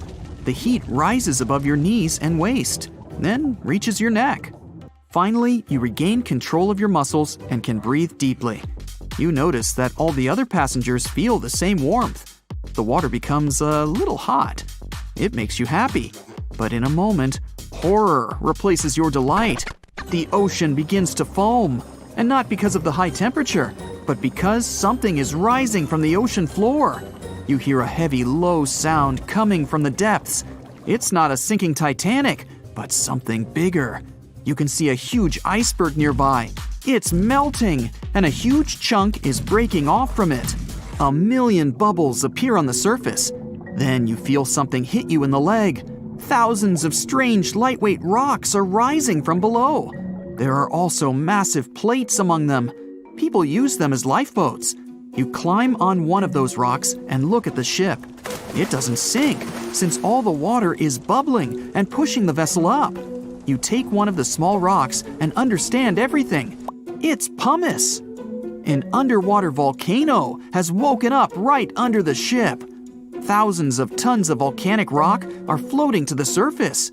When it erupts, its magma shakes the entire space, heats the water, and destroys the seabed. But it doesn't result in anything destructive on the surface. The enormous pressure of hundreds of millions of gallons of water suppresses the volcano's power. Molten rocks of the Earth's crust are pressed against the seabed, and pumice rises to the surface. And here's why it happens. The upper part of Earth consists of many solid parts, tectonic plates. These plates collide with each other and divide. And when one part separates from another, the magma immediately comes up. So, all volcanoes are these unstable fault sites. If the Titanic had sailed over one of these areas during an eruption, many passengers would have been saved. Back in the parallel universe, you notice the Titanic starts sinking again. The water is no longer bubbling. The volcano has gone out. In a matter of seconds, the ocean turns icy again. Fortunately, you have your pumice lifeboat. This is enough to wait for rescuers. But let's imagine a situation with no underwater volcano and an iceberg. A situation when the water was warm from the very beginning. One of the engines in the motor compartment of the ship breaks down. Several pipes burst because of increased pressure, and now there's a crack in the ship's body. Water is filling the lower decks. The ship is sinking. People evacuate on lifeboats. There's less panic since the night is warm and no one is freezing. Each passenger gets a life jacket. The ship is breaking. You understand that you have to jump. The Titanic goes underwater. Many passengers fall overboard in horror. They dive into the dark ocean and immediately come to the surface. Panic and complete chaos take over. The ship disappears in the dark, and finally, it's all silent. A few minutes pass, and you notice there's no panic at all. The water is warm. Almost all passengers have life jackets. Someone is floating on the wooden ship wreckage. After a couple of hours, the water no longer seems so comfortable. The ocean takes away your body heat. To keep warm, passengers swim closer to each other in a tight circle. Yeah, now it's quite possible to wait for another couple of hours till the rescuers come. People on lifeboats sail closer and take those who freeze on board. Passengers take turns, 20 minutes in the water, then 20 minutes in boats. It's essential not to take your clothes off. Even a wet outfit helps keep your body warm for longer. And when it seems that everyone is saved, somebody screams. A girl in a boat looks scared. She trembles with fear and points her finger into the black water. Passengers try to see what's there and notice a triangular fin.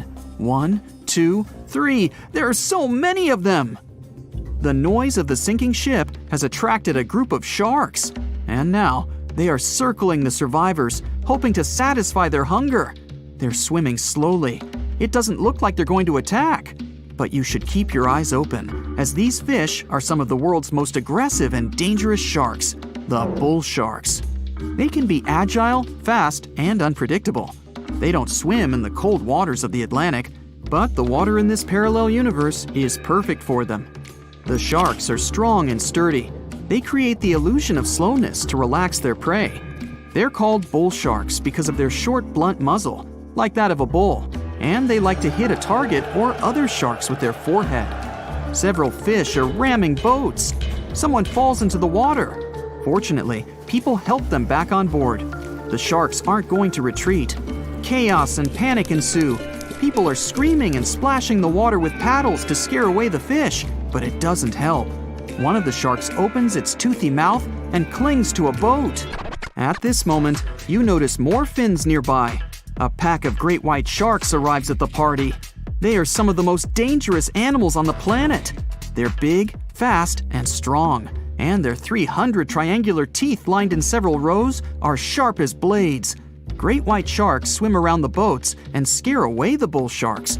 You fall off the boat and see a big fin approaching you. Fear awakens the survival instinct in you. You're trying your best to swim away from the shark as far as possible. Of course, it's useless since the shark is much faster and will definitely catch you. You feel your foot touching the shark's nose. The other foot gets into the toothy mouth. You scream in horror. After a second, the shark lets you go. Great white sharks rarely attack people. If they bite, it's just to test you. After all, the shark's favorite prey is seals. It simply loses interest if it realizes you aren't a seal. But if the shark is starving, it doesn't matter to it what kind of prey you are. Lucky for you, this one is not like that. Those survivors in the boats have almost nothing to fear either. Great white sharks don't attack them. They can push boats slightly, but only to test them. The great white shark is swimming away from you. But a bull one appears, and it looks like it's hungry. The shark is swimming towards you, opens its mouth, and a loud ship horn penetrates the water. This is the RMS Carpathia that has come to the rescue. All the sharks swim away scared.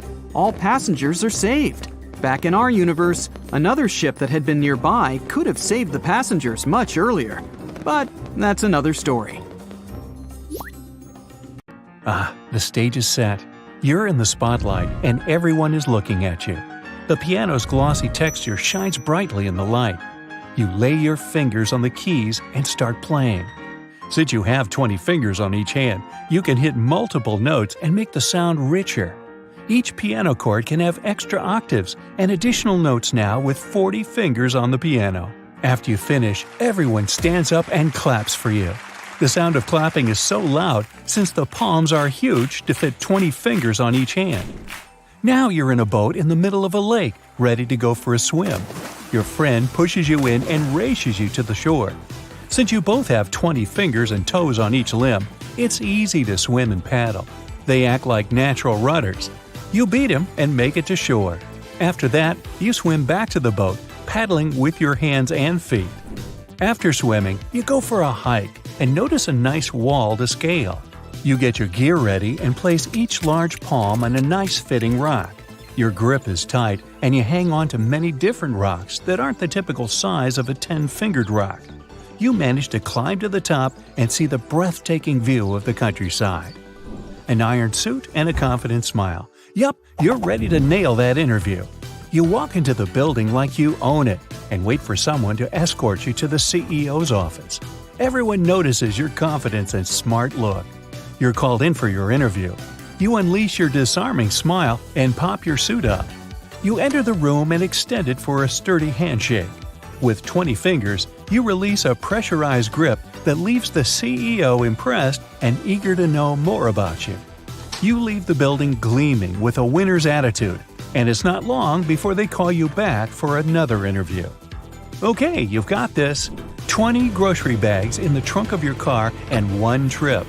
The road is long and has lots of curves and hills. You stretch your fingers and crack your knuckles.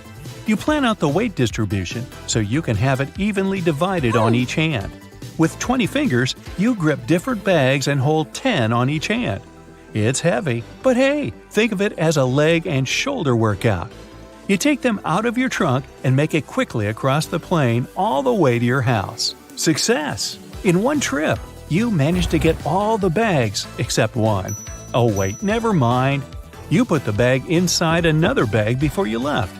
But you do need to go back to your car and close the trunk. After a long day at work, you need to meet up with a friend you haven't seen in a long time, and you've been working way too hard today. On the way, you see a nail salon. You hop in for a quick manicure.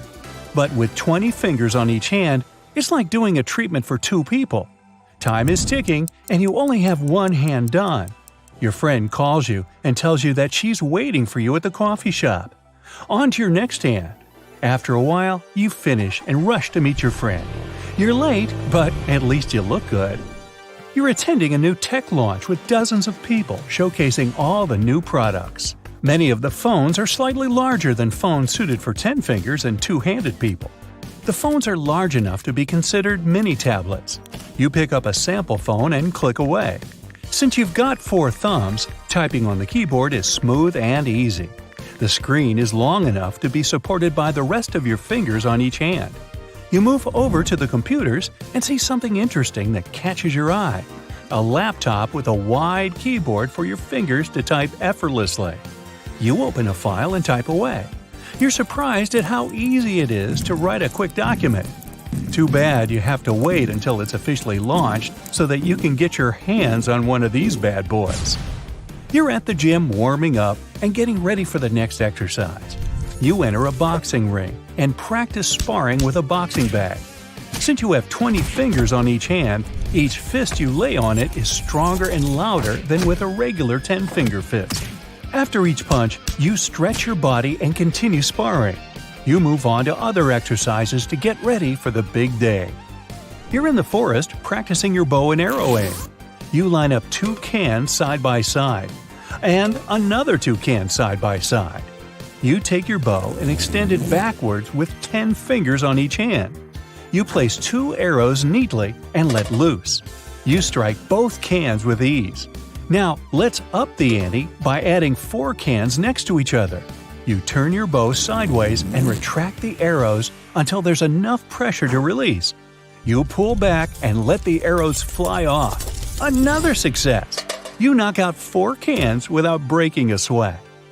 If you have 20 fingers on each hand, then you'll need at least 7 or 8 bullseye targets next to each other. The bows will be long, but keeping a good aim won't be so easy. After much concentration, you release the arrows and hit all of them right in the middle. Having 50 fingers on each hand will alter the way you look and walk. Your hands will be heavy, so you'll need a powerful set of arms to keep balance and support your fingers. Everything will be large, including your phone and laptop. A guitar will be designed to accommodate the number of fingers that can play around the fretboard. If a regular guitar has 6 strings on the neck, then these monster guitars can have an easy 30 to 40. The music won't be limited to human design and can achieve so much more. Every musical instrument can be designed to suit the current physical conditions, like having 50 fingers on each hand, like a trumpet, piano, harp, and saxophone. A 3-piece band will sound like an orchestra, and an orchestra will sound like, well, 5 orchestras.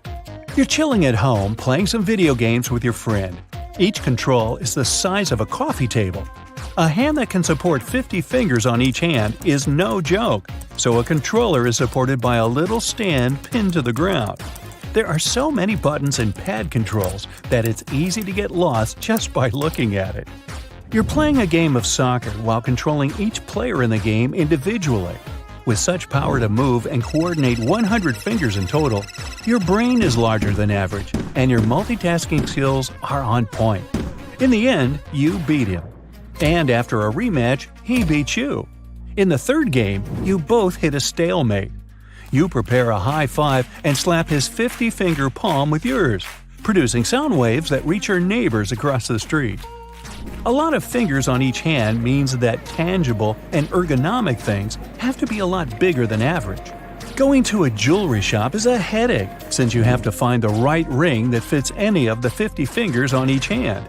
Producing any glove is a multi-billion-dollar industry since each glove costs so much to make. Drawing is also a challenge since holding a regular-sized pen isn't easy to simply draw something. Each pen and stationery equipment are 10 times bigger than what we have today, and also cost a lot more to make than regular-sized pens. Glasses of water are longer or fatter so that you can properly grip them. The hand is a lot bigger, and the fingers go around the palm and resemble a sunflower. If you're hot, you can fan yourself with your hand instead of a regular fan. It'll be easier to scoop up some sand if you're building a sandcastle at the beach. With so much more space in your hand, you can make sand balls and create a mega-sized castle super fast. And if you're playing a game of snowballs, then get ready to have cannonballs instead of normal-sized snowballs. Oh, that gets smart. Wow, what's going on? Everything seems to be moving so fast. You're going through a wormhole of some kind and can't stop. You're moving faster and faster until you see the light at the end. Suddenly, it's all black. You wake up after a few seconds in a pixelated world. You're in some kind of forest surrounded by giant trees and rocks. You get up and look around you. There's wind, but you can't feel it on your skin. You look at your hands and see that you're wearing gauntlets. There's a button on your left hand that shows your avatar. You click it, and you see yourself protected with a full outfit and stats. Looks like you're wearing a rogue desert outfit with a shawl covering your face. There's an option that shows a selection of skins. You go through them and see a bunch of wacky clothes for all occasions and scenarios. You realize that the outfit you're wearing doesn't match the environment, so you select something suitable, a robe with a hood to cover your hair. After changing your skin, you walk around the area and try to see if there's anyone around. You hear some noise coming from what appears to be a small village. You head over there and start walking among the crowd. You can see everyone's profile and stats through your avatar. You get a notification. You enrolled in an experimental program to be in this virtual world for 365 days. After completing the experiment, they reward you with $5 million if you find the secret treasure. According to the organizers, it will take a year to find it.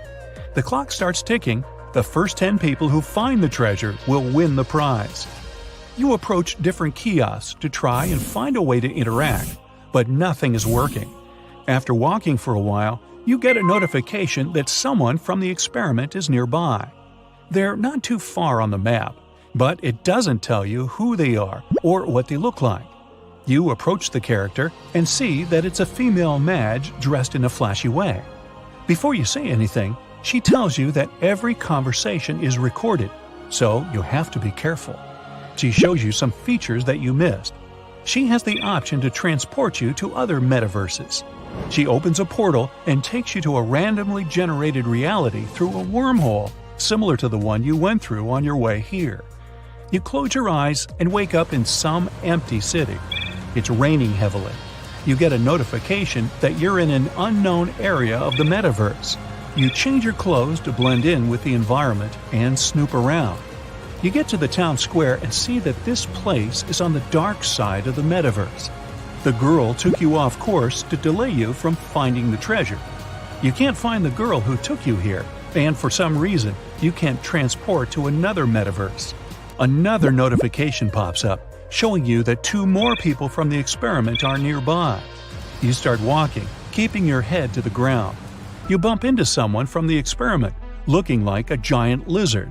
He interacts with you and tells you that this place isn't safe and you should go with him. Your gut feeling tells you not to trust him. He takes you to a back alley, and you immediately realize that something isn't right. After repeatedly tapping on the button, you're taken to a futuristic-looking city with thousands of users. Your costume draws a lot of attention, so you immediately change into something modern to blend in. You explore the city and see many familiar brands from the real world. The metaverse earns income through innovative advertising, which targets users who have similar interests. Many of these ads show products that you can buy in this virtual world and use them. You check your balance and see that you have enough crypto coins to buy plenty of things. But the experiment only provides you with a certain quota per day. If you violate any terms or rules, then your quota will be reduced. And just like in the real world, you need currency to survive in the metaverse. You don't need food or water here. In this world, they want you to buy advertised items to progress. You find out that there are other people in the experiment attending an exclusive party with some celebrities, but the only way to get inside is to buy a special pair of shoes as NFTs. These are non-fungible tokens that determine you as the real owner of this item, even though there might be plenty of them around. They're registered to your name in the public domain. The big problem is that they cost a lot. You can't wait until your quota increases, so you find a creative way to enter. After a while, you see someone who is about to attend the party and engage with him.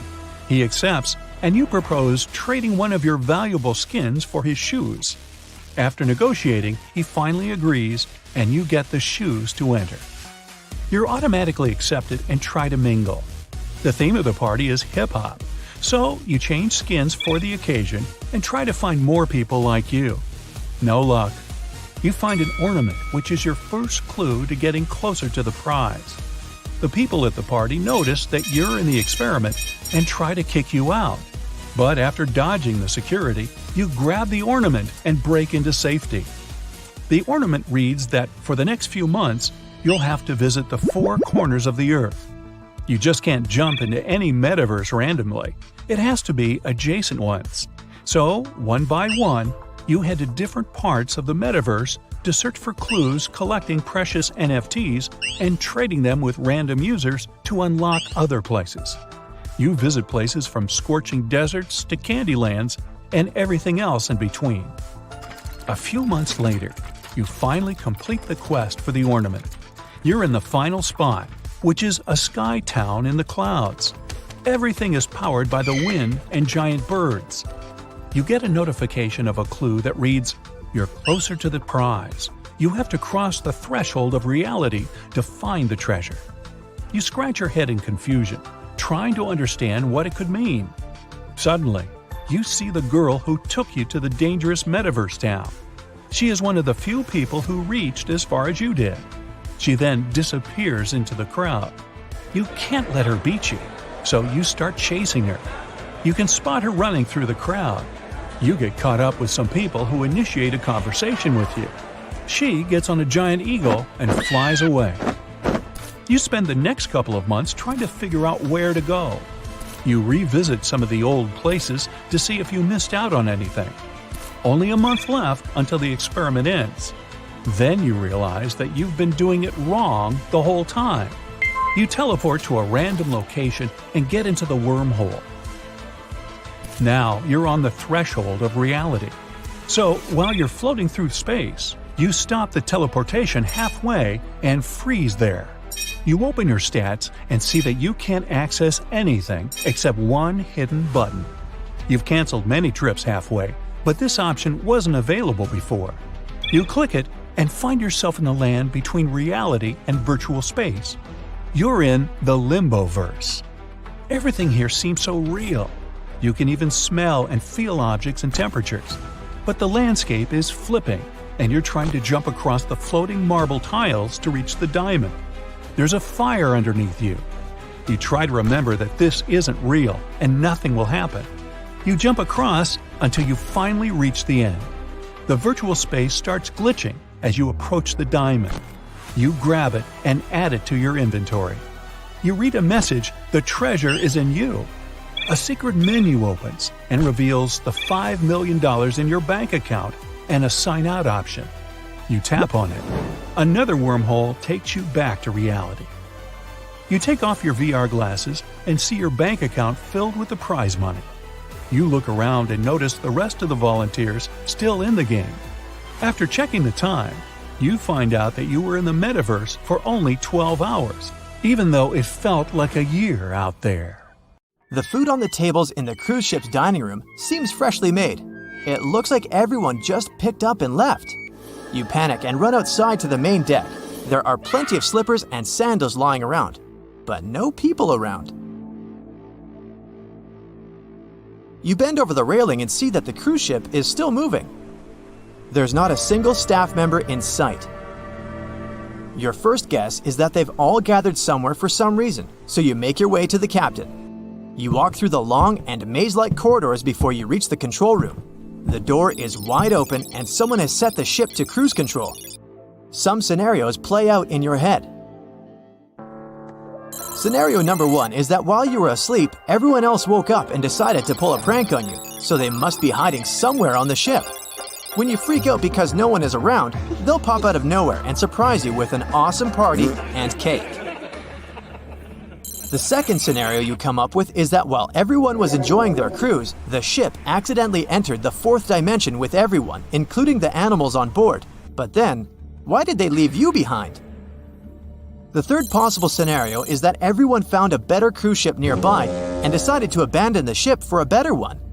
They just forgot to tell you. But why did they leave their stuff behind and their food half-eaten? You try to figure out what the controls mean, but it's just a bunch of random gizmos and flickering lights. There is no pop-up manual to study, but there is pretty fast Wi-Fi. You start your laptop and do a quick search on what some of these things mean. You quickly figure out that the ship is in safety mode and has automatic sensors to detect when the water gets too rough. You open up social media and try to contact some people, but your phone doesn't have a connection. Only the laptop, which is connected via cable, works.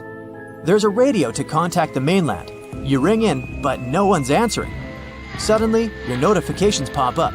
You look at photos of your friends on vacation or back home. But they're not there. Only the backdrop with no one in there. Everyone has officially disappeared, except you. You try one last time to contact the rest of the world, but nobody is answering. You check out some of the cruise details and find out that the ship will need around 11 days until you reach the nearest dock. After looking at the map, you see a small remote island that's only 4 days' trip away. The cruise ship travels around 20 knots, which is around 23 miles an hour. Meanwhile, you discover the ship and enter some of the fancy places. The ads on TV just show an empty backdrop of the cruise ship without people, which makes it look quite lonely. On a 7-day cruise, a large ship can use over 9,000 pounds of lettuce and 45,000 pounds of eggs. In general, there are 2,000 steaks and 1,000 baked potatoes consumed per day on a cruise with more than 1,000 people. There is so much food and ingredients on the ship that you can technically last for years. You reach the receptionist desk and talk over the intercom radio to make official announcements. Hello? Hello? Just the sound of crickets. Okay, if this is some kind of prank, it's not funny. You can come out now. I'm going to the underdeck for some snacks. You wait for an answer, but no one is coming. You decide to go to the lower decks of the ship. But before you head down, you check out the ice skating rink with no one there.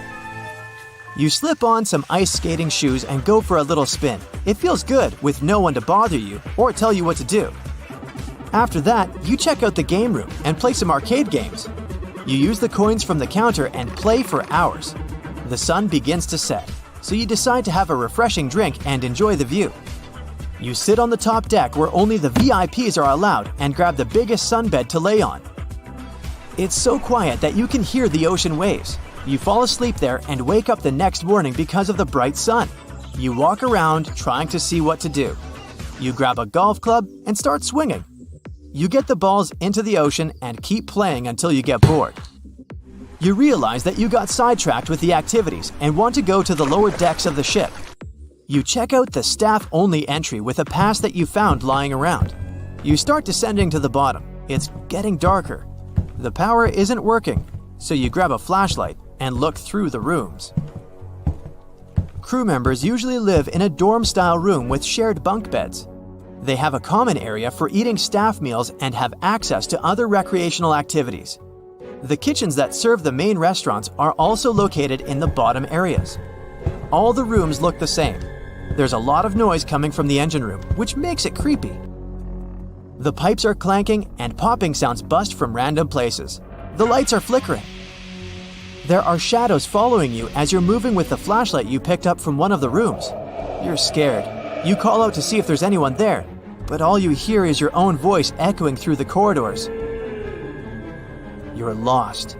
You try to find your way back to the top decks, but everything looks the same. You start running and panicking. You trip over something and lose your flashlight. It's very dark. You wave your arms around and try to find your way out. You put your hands on the wall and try to navigate around. You see a bright light at the end of the corridor. You walk towards there. You end up reaching one of the central kitchens with plenty of food lying around. There are dozens of fridges and a whole kitchen dedicated to desserts. Your stomach growls from hunger. You eat some of the most exotic and top-of-the-line food that can cost up to $1,000 per dish. You spend the next few days gobbling up the yummy treats, playing golf, and partying on the dance floor. 3 days later, you maxed out most of the fun stuff of the cruise ship. While basking in the sun, you see an island in the distance. You grab your binoculars and notice the dock where the ship is heading to. You quickly head to the control center and see the map. It needs 30 minutes to arrive, but you don't know how to park the cruise ship. You end up lowering the anchor to stop the ship. You'll then use the rescue boats for rowing to the island. You gather some supplies and food and row. Maybe someone on the island can help you out. You descend and row to the shore. You enter the city, but it's empty. People have left their cars in the middle of the road during their commute. You head to the police station to see if you can get some answers, but nothing.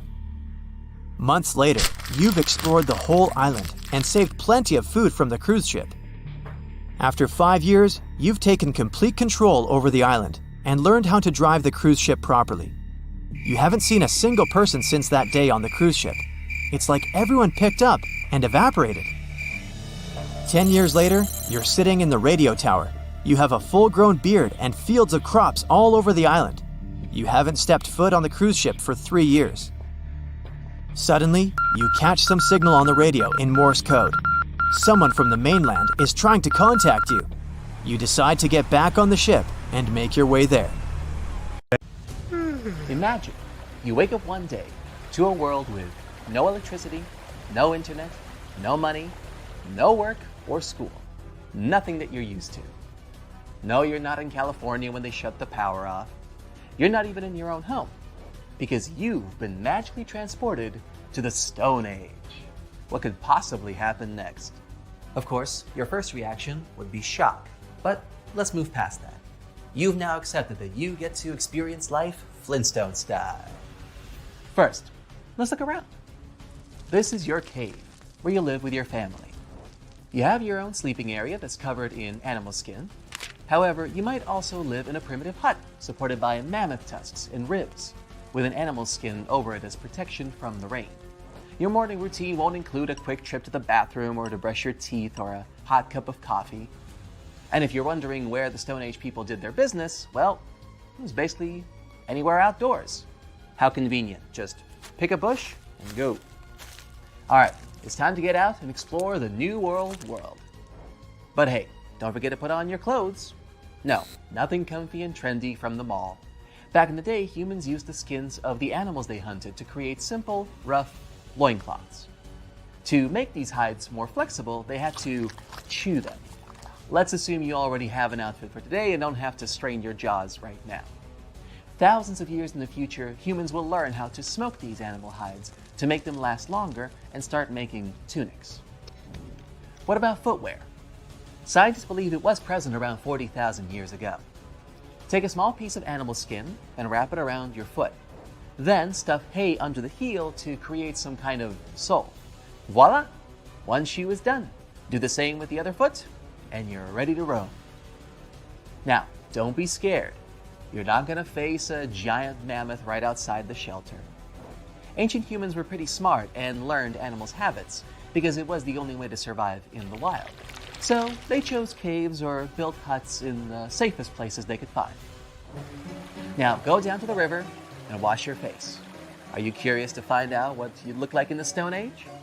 Take a peek at your reflection in the water. See, you're not that much different from the modern you. Just that your hair is a mess and you might be a few inches shorter, with a more developed jaw because of the harsh diet. And look at those bulky muscles. Well, that's what you get when your life is all about running and fighting with wild animals while hunting. Yes, hunting is on your to-do list today.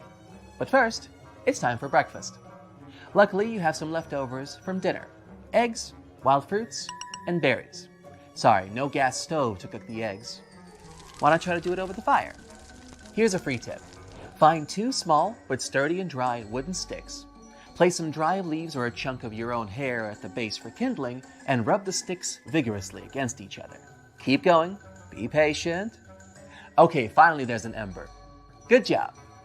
Now you can cook your breakfast using a flat stone as a frying pan. Need a fork? Sorry, that won't be invented for thousands of years. See that seashell attached to a wooden stick? That is your spoon. Come on, the jungle is waiting for you. Thankfully, the Ice Age is long gone, so the weather is warm and lush greenery is in abundance. That's good for you since you have to pick different edible plants, nuts, fruits, and wild grains. It wasn't until around 10,000 BCE that folks in the Stone Age learned how to grow their crops and domesticate animals. Only then could they finally stop moving from place to place in search of good hunting grounds. Oh look, there's some grapes. Let's snatch them. But how do we gather grains, you might be wondering? Well, allow me to introduce you to some Stone Age tools. By the way, The Stone Age is named after the tools that humans invented that were made out of wood? No, obviously, stone. Let me help you out again. Here's a U-shaped stone sickle that knocks down the grain stalks. It's time to bring everything you've collected to your camp. Now that the shock of time traveling is worn off, you notice that there are a few other huts near your dwelling. Those are your neighbors. Betty and Barney Rubble, I guess. Stone Age people usually united in groups of 20 to 50 and help each other to survive. Okay, you can eat grapes and other fruits raw, but what can you do with raw grain? To separate the grains from the husks, take a stone bowl and a small grinding stone and grind the grains. Now, if you mix smashed grains with water, you'll get gruel. Fry it on stones the way you did with the eggs, and there's your first flatbread. Yeah, it doesn't taste amazing, but don't forget, it's going to be another 15,000 years before your favorite bakery gets built. Is it dusk already? Brace yourself, my friend, because you are about to go hunting. But I've got good news for you. You don't have to do it alone. Stone Age people survived this period because they did almost everything together. So, call up your camp neighbors and get ready. How would you feel living in such harsh conditions? Let me know in the comments. But how did humans communicate back then? At the very beginning of the Stone Age, they only used a series of cries and gestures to express their fear, joy, pain, or warning to the others about imminent danger. It was much later that they learned how to pronounce specific sounds using their teeth, tongue, and mouth. That's how both speech and language was developed, which made their life much easier and leveled up their teamwork. Of course, anthropologists have no clue how exactly the language sounded, since obviously no written traces are left, and nobody left any tapes either. Oh, what's a tape? Ancient technology, don't worry about it. So, you and your camp fellows need to take some special hunting tools with you. What are they? The first and most primitive things used for taking animals down were long, sharpened wooden sticks, and sometimes just a big rock. But over time, sharpened sticks turned into sophisticated spears. The points weren't made of metal yet, of course. It's too early for that. Instead, they used small, sharp-edged stones attached to a long bone or stick. This was a very important invention since it made hunting less dangerous. Their chances of staying alive were better because they didn't have to get as close to an animal and could hunt it from a distance.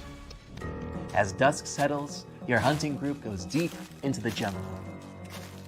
You should be looking for large herbivore animals like elephants, woolly mammoths, giant bison, deer, and reindeer. They won't be only your dinner, but will also give you a supply of furs, bones, horns, and hides that you can use for your household. There were two main hunting techniques back then.